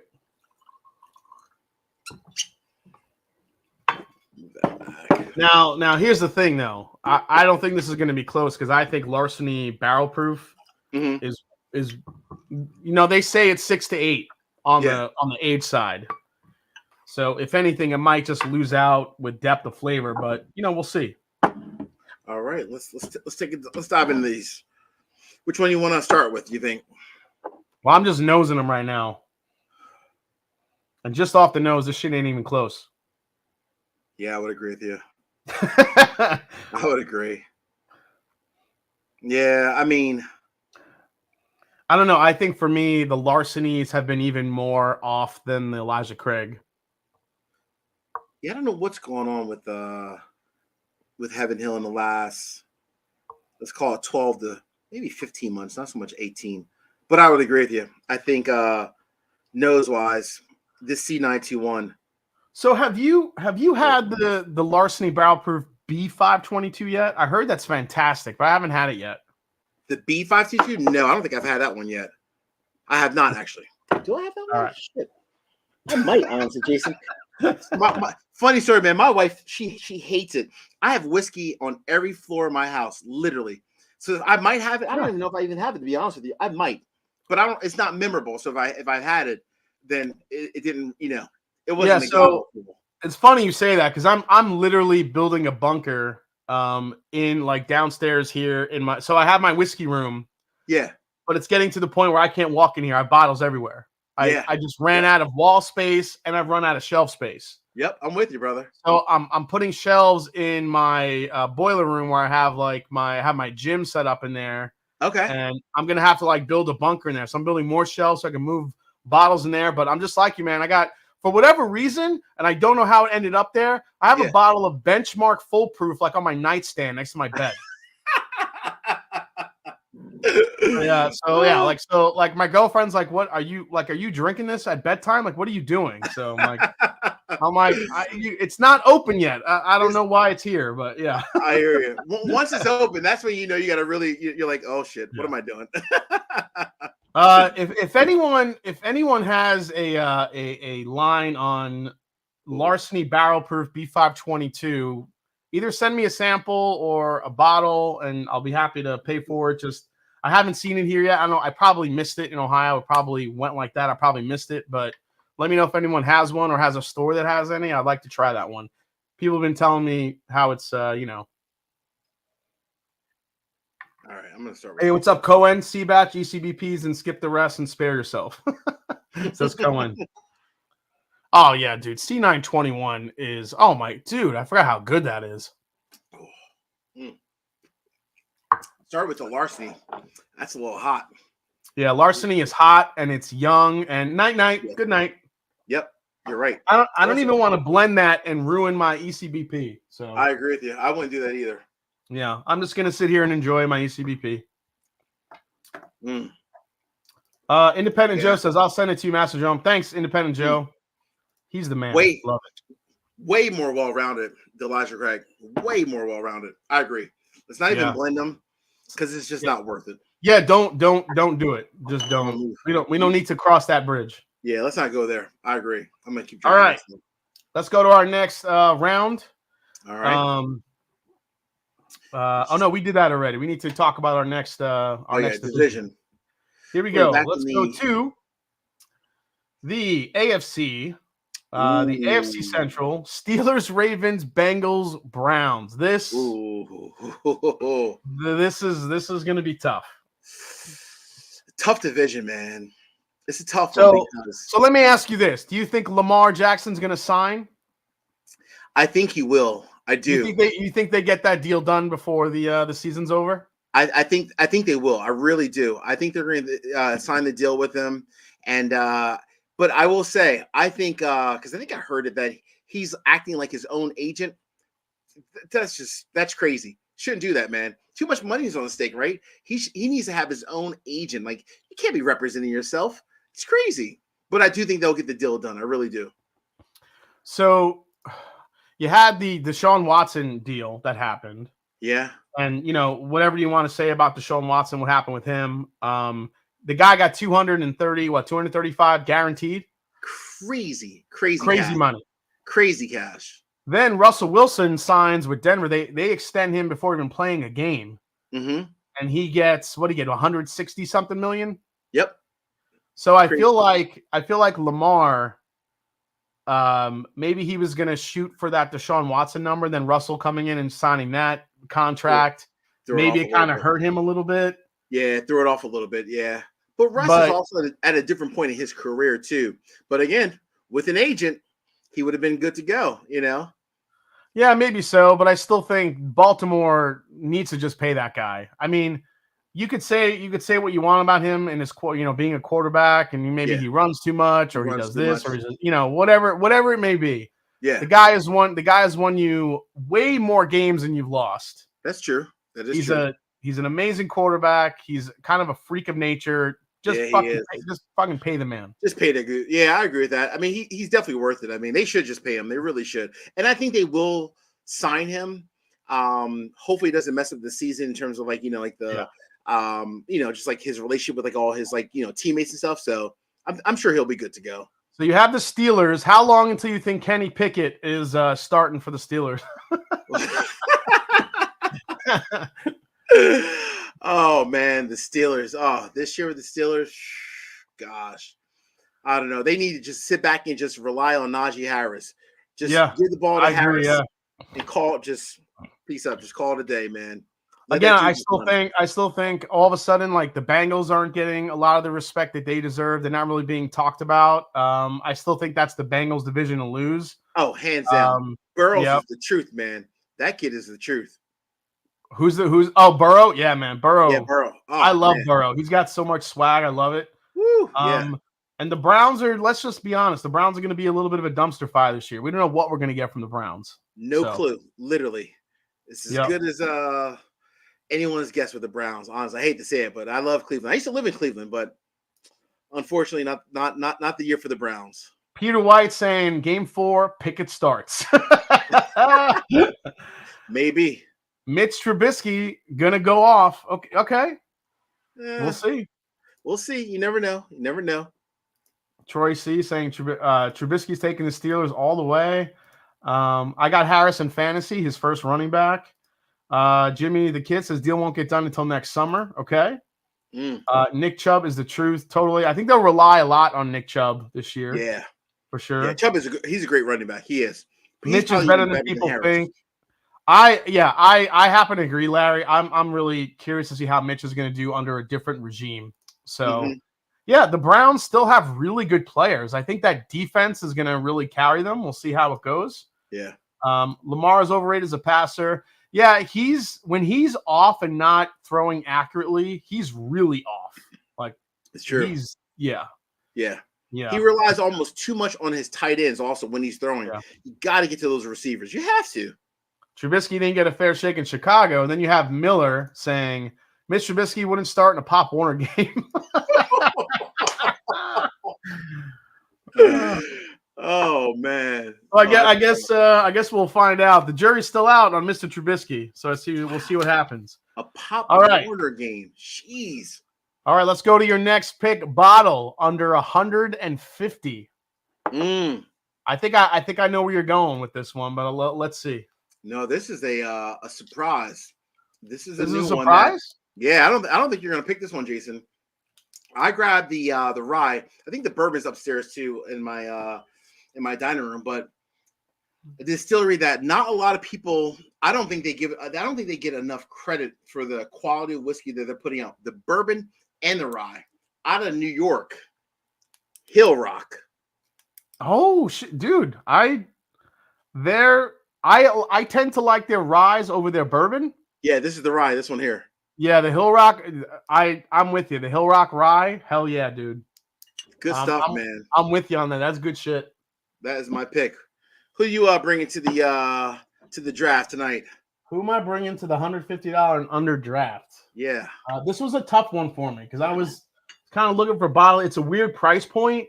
It is, yeah, that like 125 range. And also, I was looking for stuff that I could kind of like walk in and get. But honestly, we talked about this earlier because it's a bottle I could literally walk in and buy right now. It's Calumet 16. Okay, all right. I could walk into a store right now in my area and it's sitting on the shelf. I could just go buy it. That's true. That is so true. You're right. Same here. I mean, even if it's the 15, I'll take the 15 for that money too. Agreed. So I totally agree. Let me ask you a question. Why do you think so many people, and I would love for everyone to comment on this also, overlook Calumet 15 or 16, either one, to your point? Why do you think so many people overlook it? That's a really good question. I don't know. I'm not sure what it is, because people, even folks that aren't into bourbon or whiskey tend to gear towards high H statements because they think it's just going to make it better. Correct. The fact that a 15-year-old H statement or a 16-year-old, even the 14 sat on the shelves for a while, does not get bought, or it sits for a long time. Yeah. The only reason why I can think of it is just the unfamiliarity with the brand and what it is. That's the only thing I could think of. Because if you don't know that it's sourced from Barton, which is a very reputable, long time, great distillery that's been putting out whiskey for years. I don't see what the hangup would be. That's the only thing I could think of, is maybe it's the price of it to go along with the fact that they don't know what the hell Calumet is. That's true. Good point. That is actually a really good point. You're right about that. They don't know what Calumet is. And if you don't see, I think so many people get so like lost in if it's not a Heaven Hill product or a Buffalo Trace product, is like, you know what? Let's just give it the Heisman. I didn't want to even think about it, which is unfortunate. You know what? Top Shelf Dustin, that's a really good point. It's not rare enough. Yeah. Maybe it's because it's all over the place. That's true, Top Shelf. That's a good point. Maybe it's the proof too. That's a good point. Rob Zola says if Calumet 16 was 130 proof, then it would be gone. Maybe that's true. Yeah, good point. But I mean, I'm not gonna get into a discussion here. We're gonna compare it to Pappy, but Pappy, Pappy 15 and some of the higher age ones, those are all low proofers too. So true. Why people are going to pay out the ass for the Van Winkle Lot B 12, which I think is one of the most overrated whiskeys on earth. Yeah.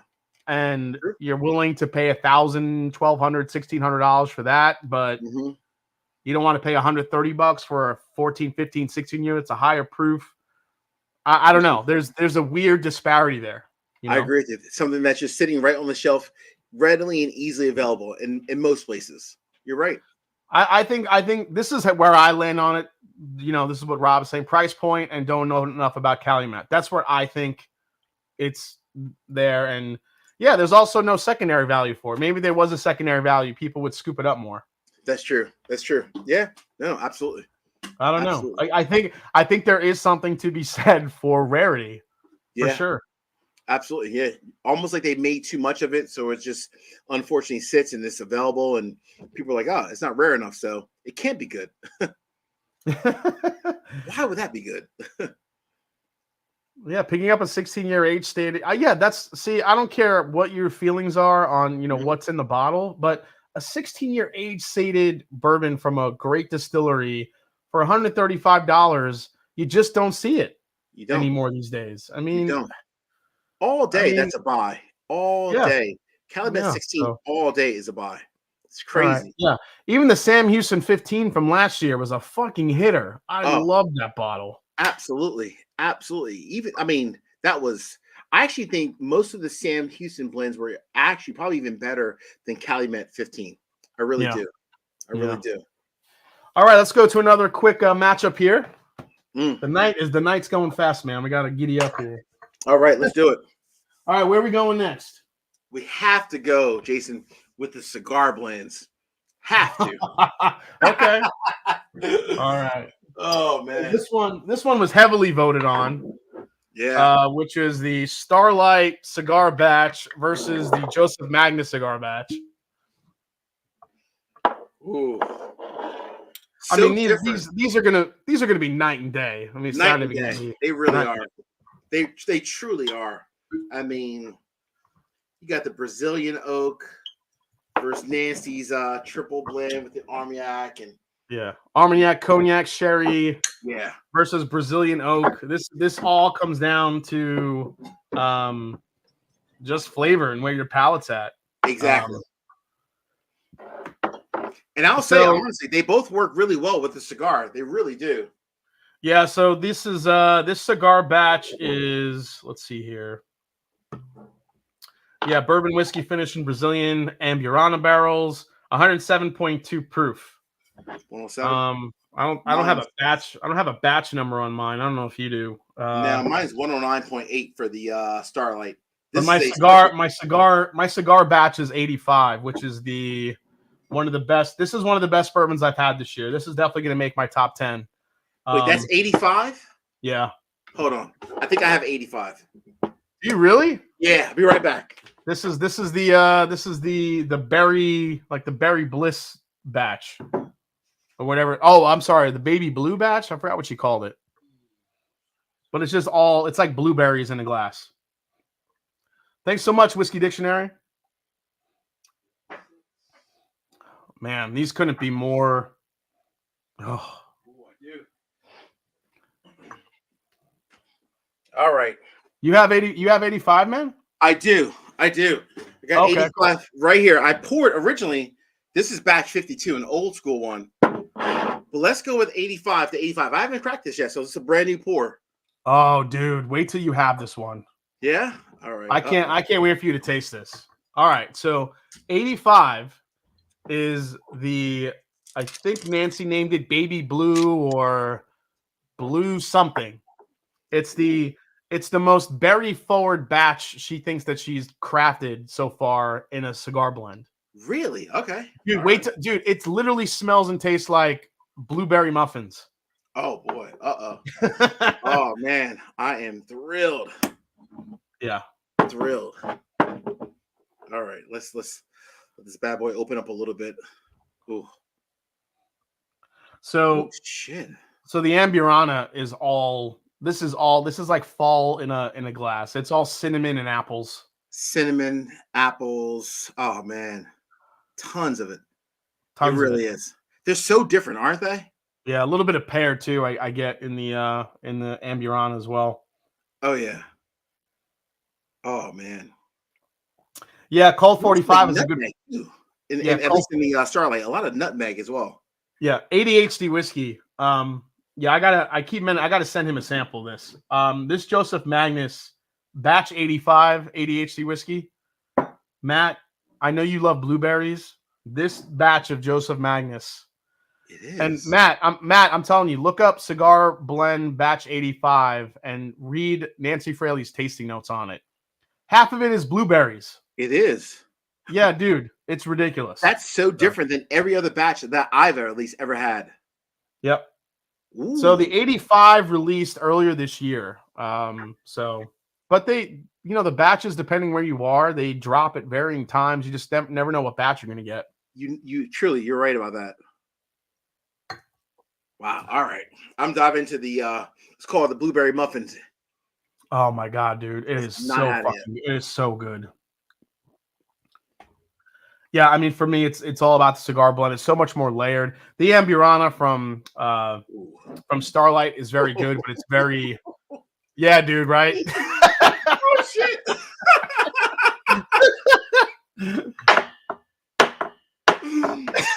No offense to Starlight, but okay.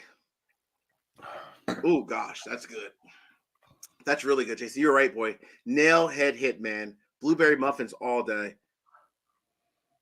Oh gosh, that's really good. And as this opens up for you, a little bit more chocolate comes to the forefront to go along with the blue. It's like chocolate covered blueberries. You get kind of like this. There's like a plum note that like creeps up on you. Ooh, It's so Yeah, there's snozberries in here too. Snozberries taste like snozberries. Wow, that's good. I haven't even tasted the Starlight Amburana. Oh man. Yeah, listen, the Amburon is great, but you have to like that profile like the entire like time you're sipping it. You want the apple, the cinnamon, the pear, the nutmeg, all the fall spices just completely enveloping your palate every time you sip it. And it's not a bad thing. Yeah. The Joseph Magnus cigar blend has so many, it's like Shrek. It's got layers like an onion. You know what I'm saying? Mm-hmm. That's You're what right. it's called. Cigar Blend Blues. That's the name of it. That's what you called it. I like that. Oh, that's a good one. Yeah. I think the Amburana is probably, it actually does pair very well with the cigar. But where they differ is I think the Starlight probably pairs better almost only with a cigar than sipping it neat. Where with the Joseph Magnus, you can have it neat by itself or even with a cigar, either or. It's a bit more versatile almost in a way. So we're about 30 subscribers away from you hitting 9K. Is that the truth? Oh yeah. I'm trying to get to 9K. Yeah, 9K and then 10K. But yeah, trying to get to 9,000 for sure. Yeah, guys, right now, all my mods, drop his link in the chat. Everybody subscribe to the Bourbon Judge if you have not done it yet. Get this man to 9K right now tonight, please. Let's do it. Much appreciated. Thank you all. Get her done. Thanks so much. Now let me know in the chat if we hit that 9K mark. We'll do a little cheers. ADHD whiskey, like a parfait. Yes, sir. I mean, it could be. It's got a lot of dark berry notes. Like I think I'm sending this shit to Maddie because he needs to. For a guy that loves blueberries in his whiskey, he's gonna love this shit. Yeah, you'll love this. Seriously, this is like, damn. There you go. Support the judge. All rise. Click the subscribe button. Thank you so much. Thanks, Rob. Subscribe to the judge a month ago. Great content, says Dustin. Thank you so much, Dustin, for supporting. The Falcons have a lot of potential. I don't know about that. All right, let's get into that. Let's get into the NFC South Saints, Carolina, Falcons, Buccaneers. Oh, listen, I have no delusions of grandeur. Yeah, I know that this is a tough year for Atlanta. I think Atlanta has the possibility to win some games that they may not, that they're not supposed to win. I think their offense is going to be a little bit better than people think. I think as long as Marcus Mariota can stay a little bit healthy. I do like our backup quarterback, Desmond Ridder. He's not ready yet, though. He's not. But Marcus Mariota, he's been injured a lot. If he could stay healthy, it'd be nice to see what he's capable of. It would be, yeah. But we'll see what happens with Atlanta. I think they're going to be better than people think. Listen, they're not going to have a great season. I don't see them making the playoffs. Especially, I see the Saints this year actually winning that division. Really? I do. The Buccaneers, for me, they don't have Gronkowski. Tom Brady's fighting with his wife.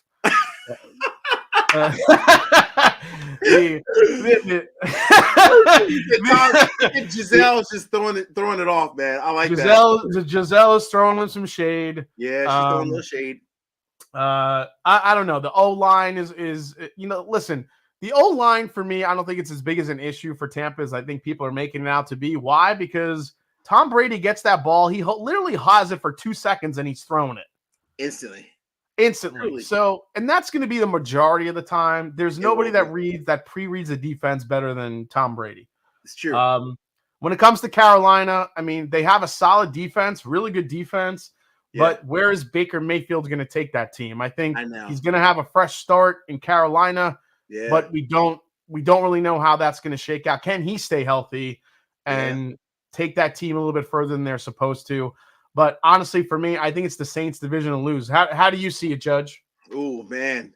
Dude, you bring us some good points, man. You're right. Giselle's throwing everything off with Tampa Bay, right? I mean, hell, divorce, potential divorce, whatever with Giselle and Tom. So that's an issue. My only concern with the Saints is I call him crab legs. I mean, Jameis, I don't know if I can put my faith in him. You got him. You got, what's the guy? Michael Thomas coming off an injury. I don't know, man. This is the only division that I truly think is up in the air. I really think it's up in the air. It could be a Really? couple Up in the air with the Saints and the Bucks, you think it's up in the air? between those two. Between those Between two. those two. Okay, Between yeah. those two. Yeah. Yeah. Carolina So, with Baker. Nah.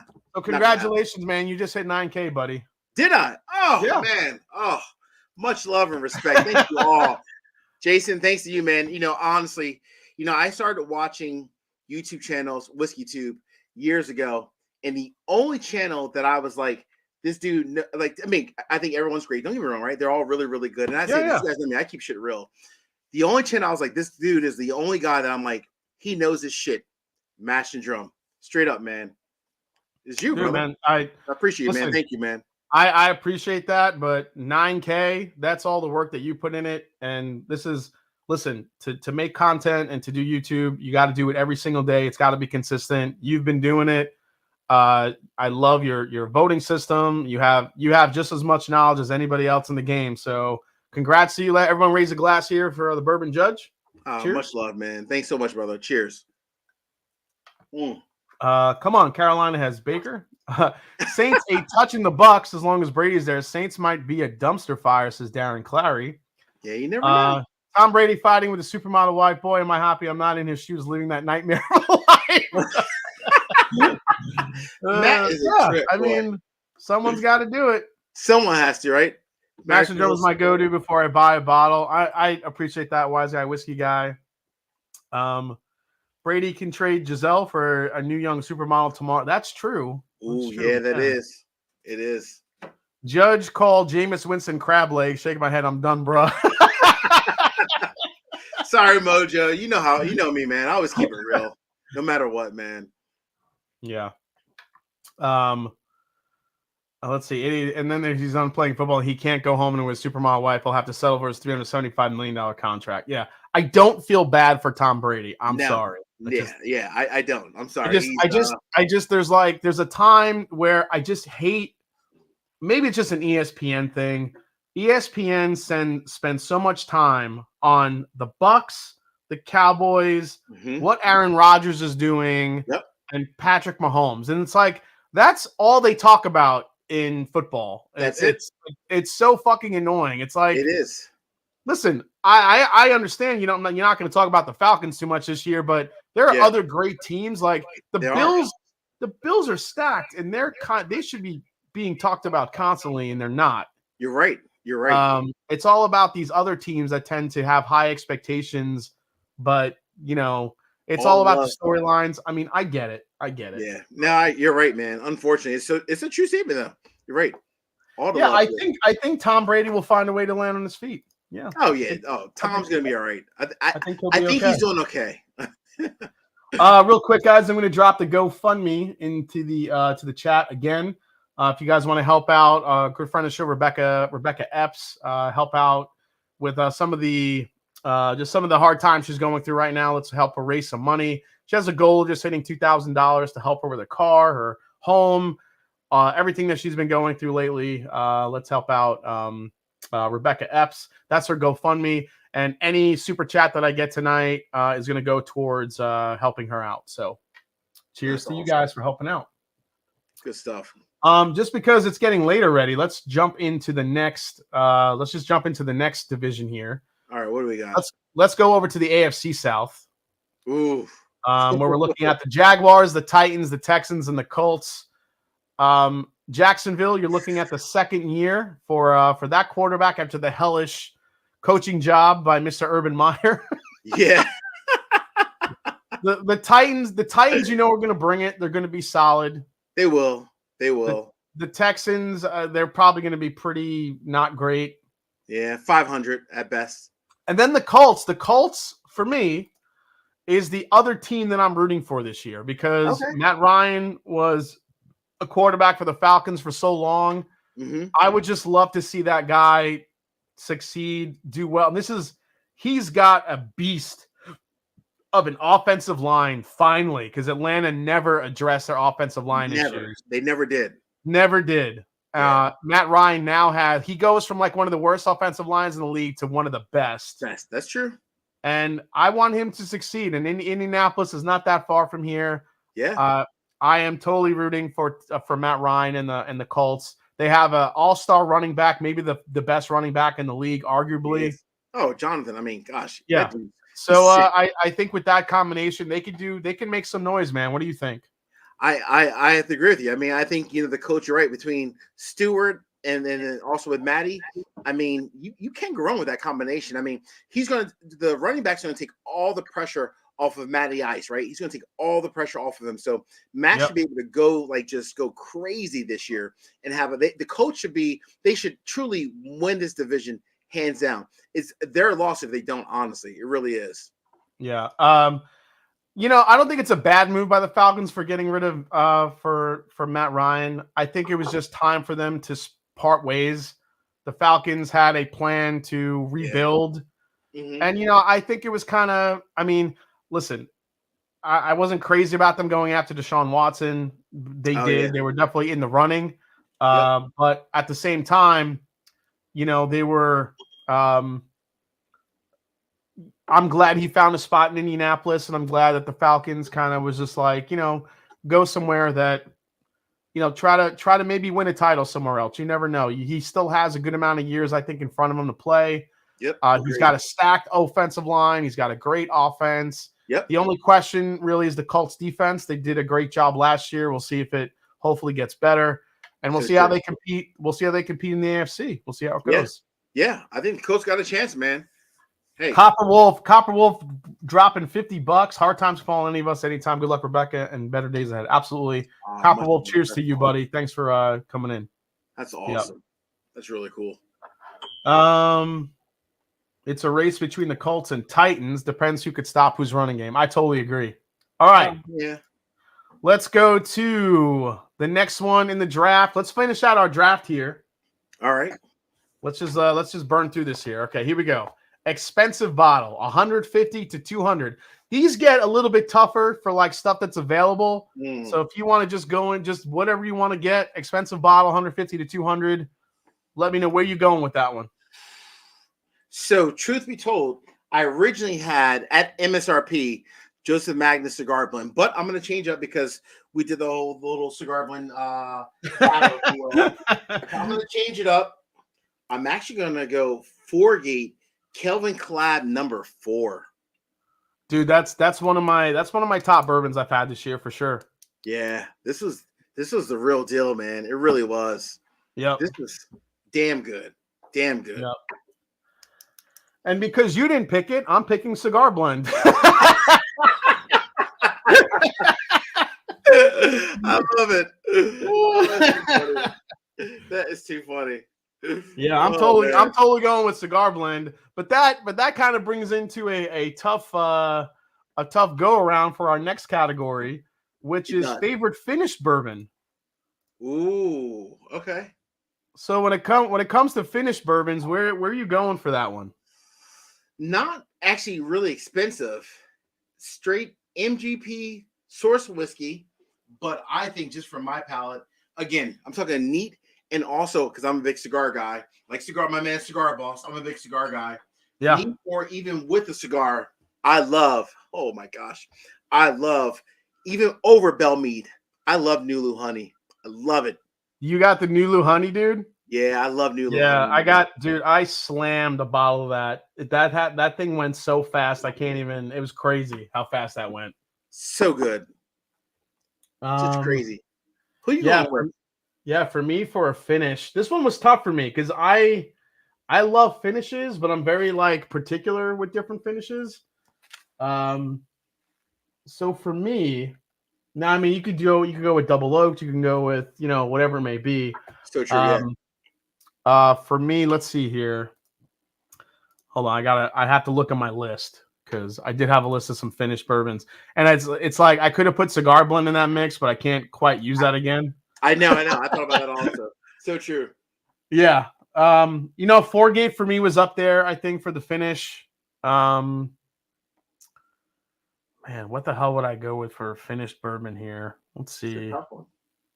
It is a tough one because there's so many finishes on the market these days. It's tough to kind of just pick one. It is. I know.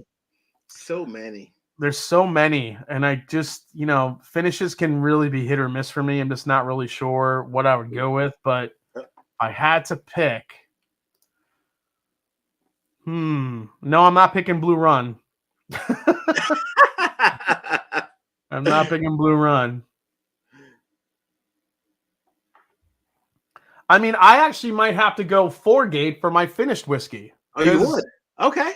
Because the Foregate, I mean, you can go either, I mean, I can go 4x4, I can go Kelvin Collab 4, I can go the Saint Laurent, which was the cognac finish. Oh, Any of yeah, those that was three. really good. The Saint Laurent was so, oh my gosh. Dude, when it comes to finishes, I love what Foregate does. So I'd probably go Foregate on that. Hey, there's nothing wrong with that at all, man. I agree with you. The 4x4, the Saint Laurent, I mean, you're right. They're all fantastic finishes. So, hey, I'm with you on that one, man. Dude, I got to ask you before I forget, what's your go-to cigar? What cigar would you pick as like kind of your favorite, like your profile?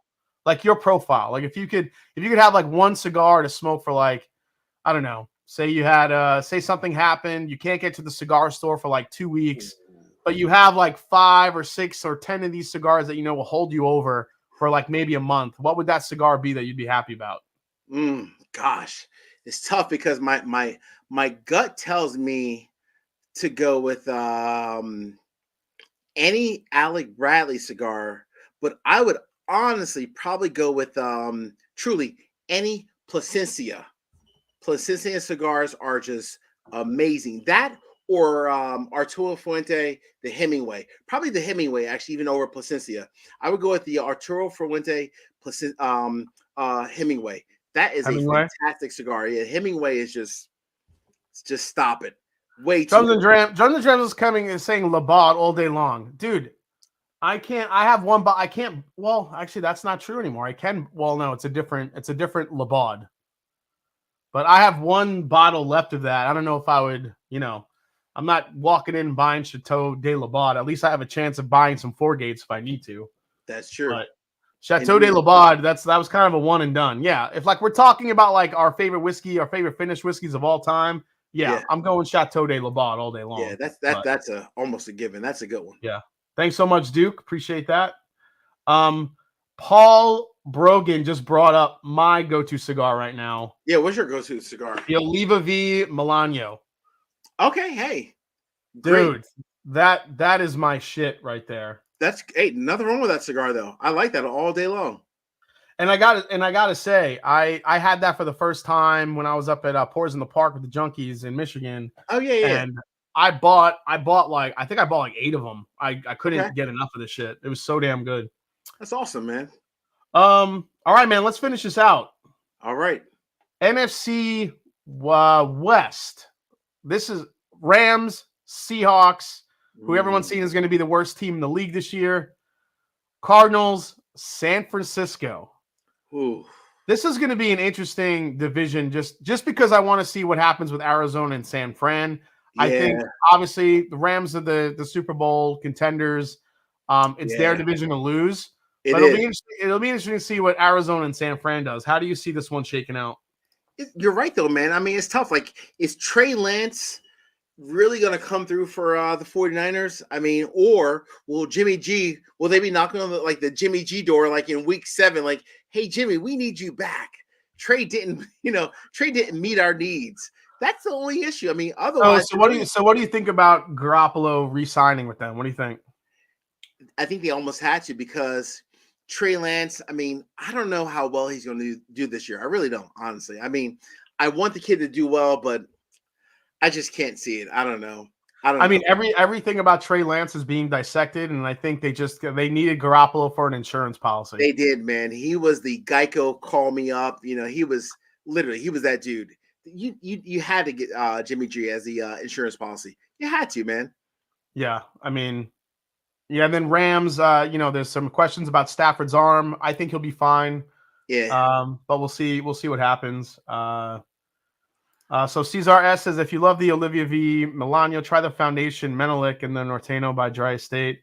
You know what? I'm going to screenshot that so I remember those names. Yeah, me too. I haven't heard of either one of those. Thank you so much. Yeah, I can't say I've Garoppolo starting by week 4. So Troy C has all the he's got all the quarterback like futures like all lined up. Oh, congrats MD to 70K and 9K to the Bourbon Judge. Go Bills, says YouTube user. Thank you so much. Troy's a good dude. Troy's actually one of my patrons. He told me I was out in Vegas and he was like, guess who I just met last week at a liquor store? I was like, who? He was like, Jason from the Mash and Drum, because Troy actually lives right in Columbus Bayou, and he met you at a liquor store. He was pretty cool, actually. Yeah, I actually think I remember that. Yeah, I get really lucky to meet some. I just love the whiskey community so much. It really is what keeps me going like all this time. I just love talking to people and meeting people from all over the place. It's the best. Absolutely. All right, let's get into the final division, and then we'll make our final pick in our draft here. I like it. We're going right towards your. This is all you, man. Kansas City, Chargers, Raiders, Broncos. Gosh. So I know your heart tells you the Raiders. Yeah. It's obviously going to be tough to take out KC. Yeah. The Chargers, I think, have a fucking sick offense. Sick, ridiculous, Eckler, ridiculous offense. Ridiculous. It's really going to come down to what the defense can do. Yeah, it will. It will. And then you have, then we talked about it earlier. You got Russell Wilson in Denver. I mean, I think this is actually for me, besides possibly the NFC South. Mm-hmm. And even the possibly the NFC South might be like the most, like, I don't know, probably the division I'm going to watch the most just to see. I think there's enough that I think that whole division is going to be crazy. Or I don't know. Do you think Casey is going to run away with it? What do you think? It's a tough one, man. As much as I think Mahomes is fantastic, as much as I love the whole Adams David Carr connection, they went to college together and so forth.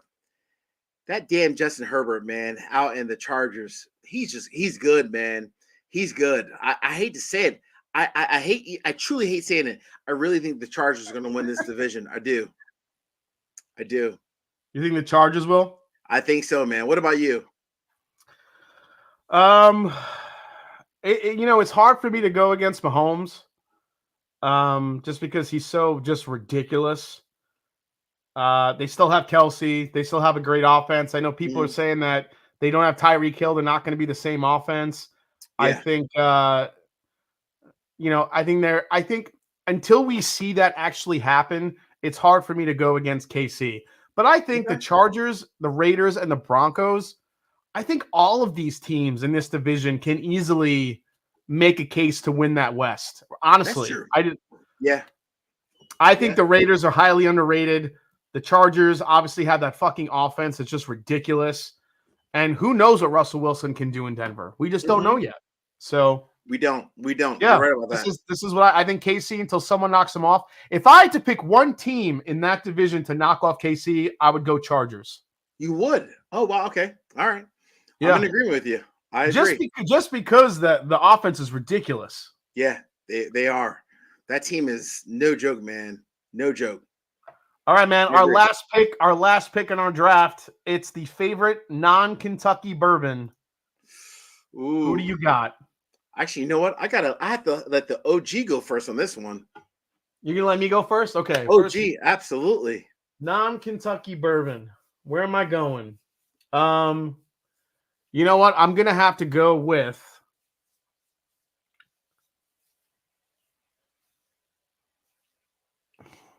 This is like a big drum roll. You know what? I think it's easy for me to like go MGP, but I'm not gonna go MGP. I'm gonna go with a distillery that I've been so impressed with from the beginning.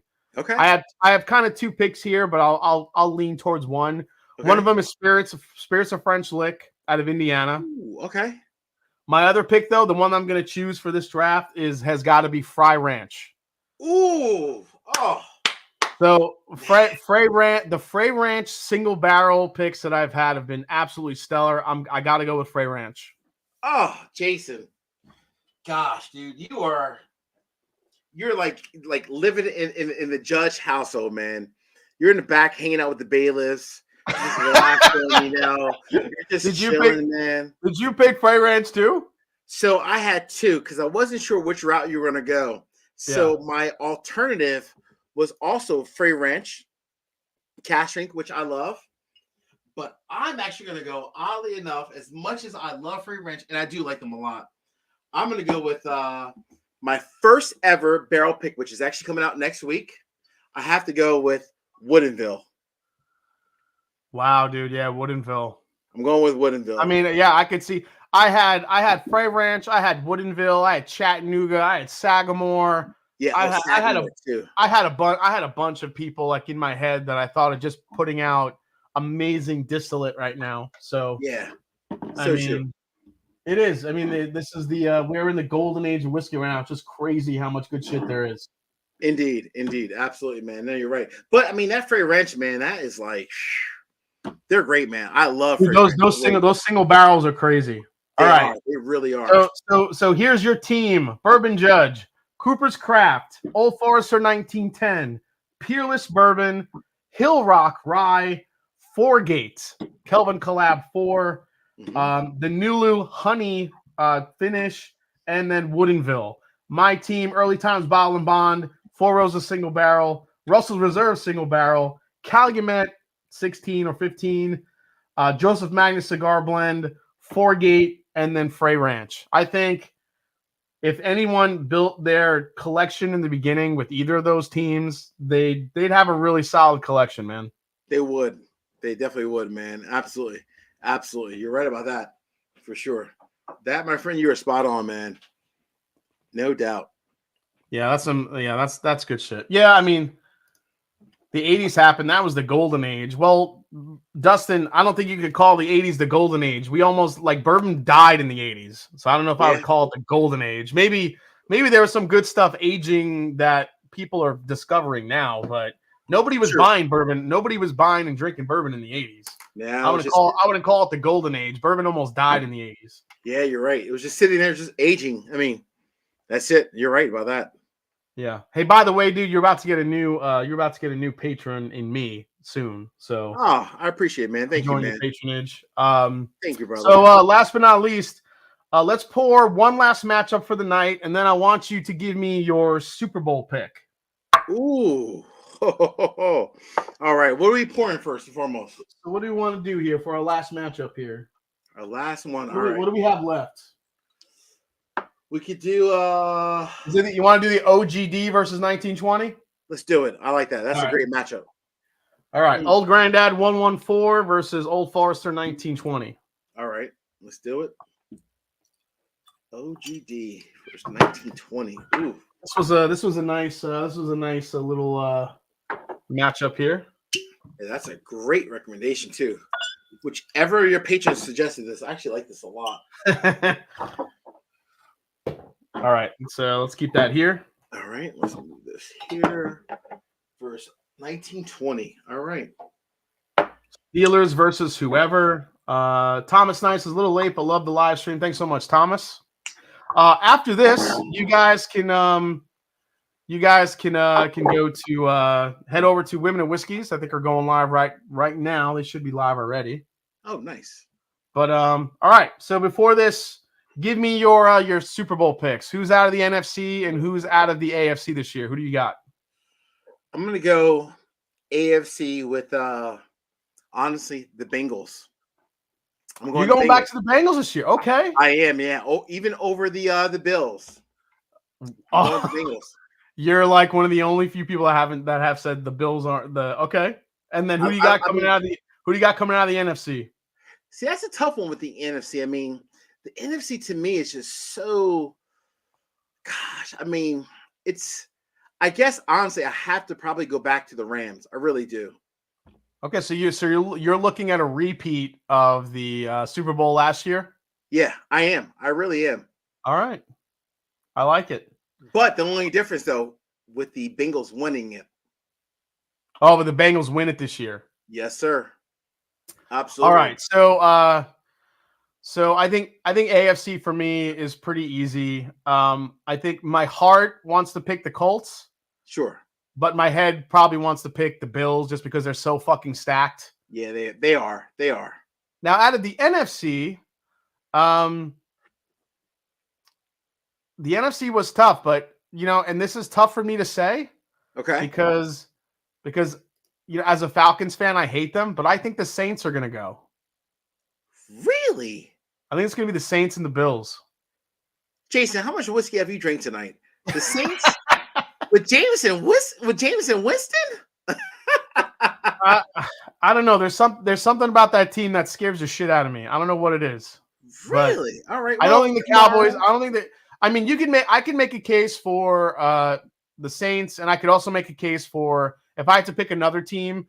Obviously, the Rams are in that mix, but I mean, also Aaron Rodgers. How can I not pick the Green Bay Packers?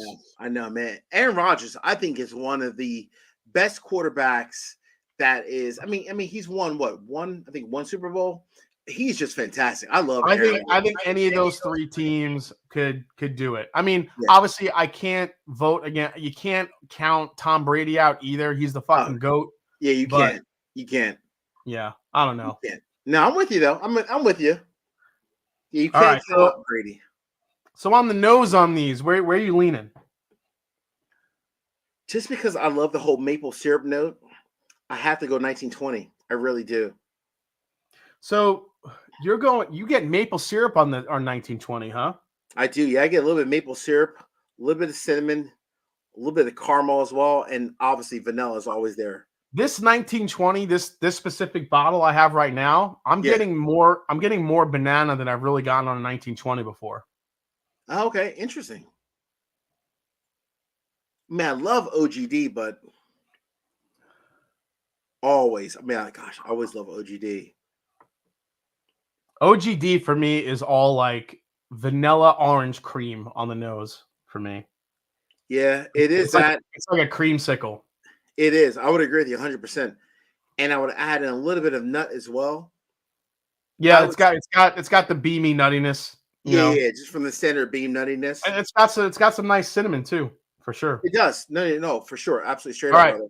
Cheers, man. Last matchup here. Hey, cheers, man. Much appreciated. Thanks again.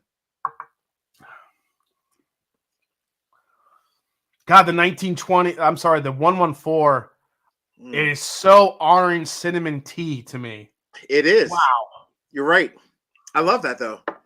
And that I respect. I mean, that's pretty consistent too. Ooh, that's a tough one.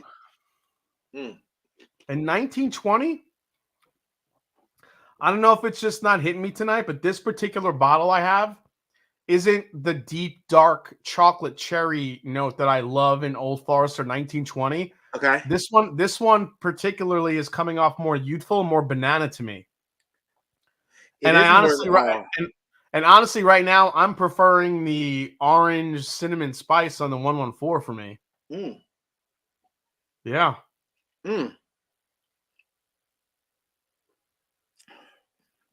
Wow. Damn. A lot more banana and orange in 20. Yeah. But I will say 114 stands probably, you're right, a little bit above 1920. Tonight, it really does. I don't know what it is. It's, I feel like I've done this before, but it's just, I don't know. It's the OGD is kind of hitting me tonight. Like, right. I mean, it could be just coming off the other bourbons we've had tonight. Yeah, could be. But yeah. I mean, either way, it's going to be an interesting football season. I think there's a lot of stuff in the air, a lot of stuff in flux. Marcus, I can't thank you enough for coming on. We finally got to hang out and do this. And I appreciate it, man. Thank you so much for having me, man.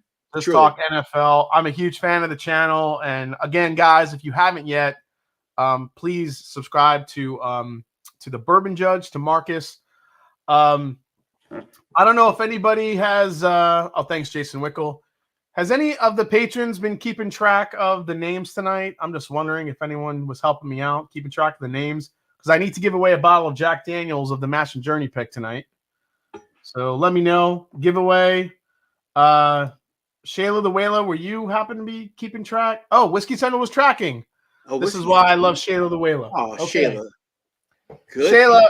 Shayla, how many how many names do we have tonight? Z-Man, thank you so much. This was really a testament to the Bourbon Judge, and just I love just talking football and hanging out and drinking. It did some good matchup. Dude, this was a good time, man. Indeed, man. No, I really appreciate you, brother. Thanks so much, man. Truly. Yeah, soon we got to have like a proper bourbon draft. We'll like multiple channels. We'll have a bunch of you guys come on. Ooh, I like that. That's a great idea. Good stream, but Saints and Green Bay, yikes, says Rich Ramirez. Well, Rick, who do you have coming out of the NFC then? Is it just, are you just picking the Rams? I feel like a lot of people are just picking the Rams. So yeah, that's a safe pick though. Yeah, I mean it is. It's a safe pick. It is. Yeah. I just tend to like, you know, they don't have OBJ anymore. So I mean, that dude was about to break every record in Super Bowl until he got hurt. He was. Yep. But still, you know, one of the most underrated players in the NFL. How about your guy, Cordell Patterson? Oh, dude, love that. He's the Swiss Army knife of football. He does everything. Literally. Right? He is, man. I love that dude. One day, Top Shelf will be 1/10 of Mash and Drum. Today, not when we get to 7K. It'll be at 150K by then. You're all good, man. Let's see here. What did I mean, the guy just got 250 mil. He better do good. Says Rick Ramirez. Darren Clark says Cup over OBJ. Oh yeah, dude. Cooper Kupp is the man. I mean, Cooper Kupp is. I mean, oh my gosh. All right, so we got 125 entries. Mr. Bourbon Judge, pick a number between 1 and 125 to give away this bottle for the Jack Daniels tonight. I'll let you pick it. Who do you got? I appreciate it. Let's go with my old jersey number 71. 71. Love it. 71. Whiskey Central, Shayla the Whaler. Who do we got for number 71?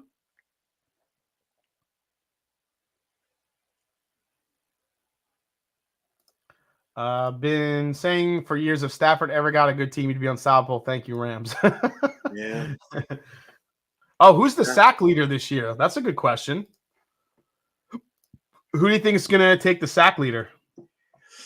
It's hard not to say Aaron from the Rams, Donaldson. I mean, he's like, that dude is a little scary. I mean, he's scary. You know what? I think, you know, I hate to count out TJ Watt again, but I think the rookie from the Lions has some, he could do it. You think so? Really? Yeah. All right. Yeah, you never know, man. I mean, you never know, truly. I like to go with the young Bucks because I think they just, oh shit, Cooper Wolf 87 won. Oh, who also randomly was number 9 for 9,000 subs, baby. Congratulations to Cooper Wolf. Oh, that's awesome.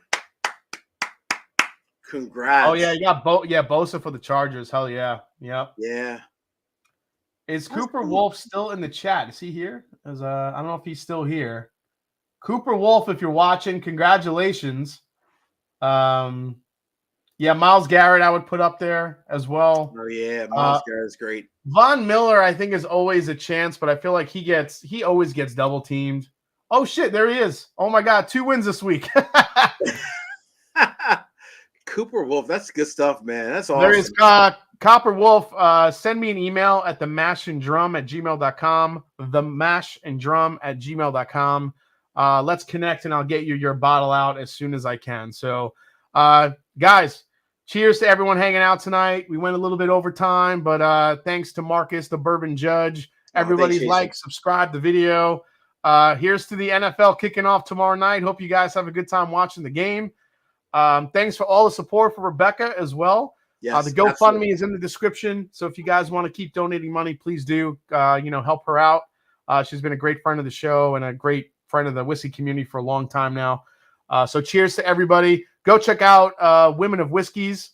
Yes. Now, and as I always say, it's not about the whiskey. It's the people you share with. Bourbon Judge, tell them where else to find you besides YouTube.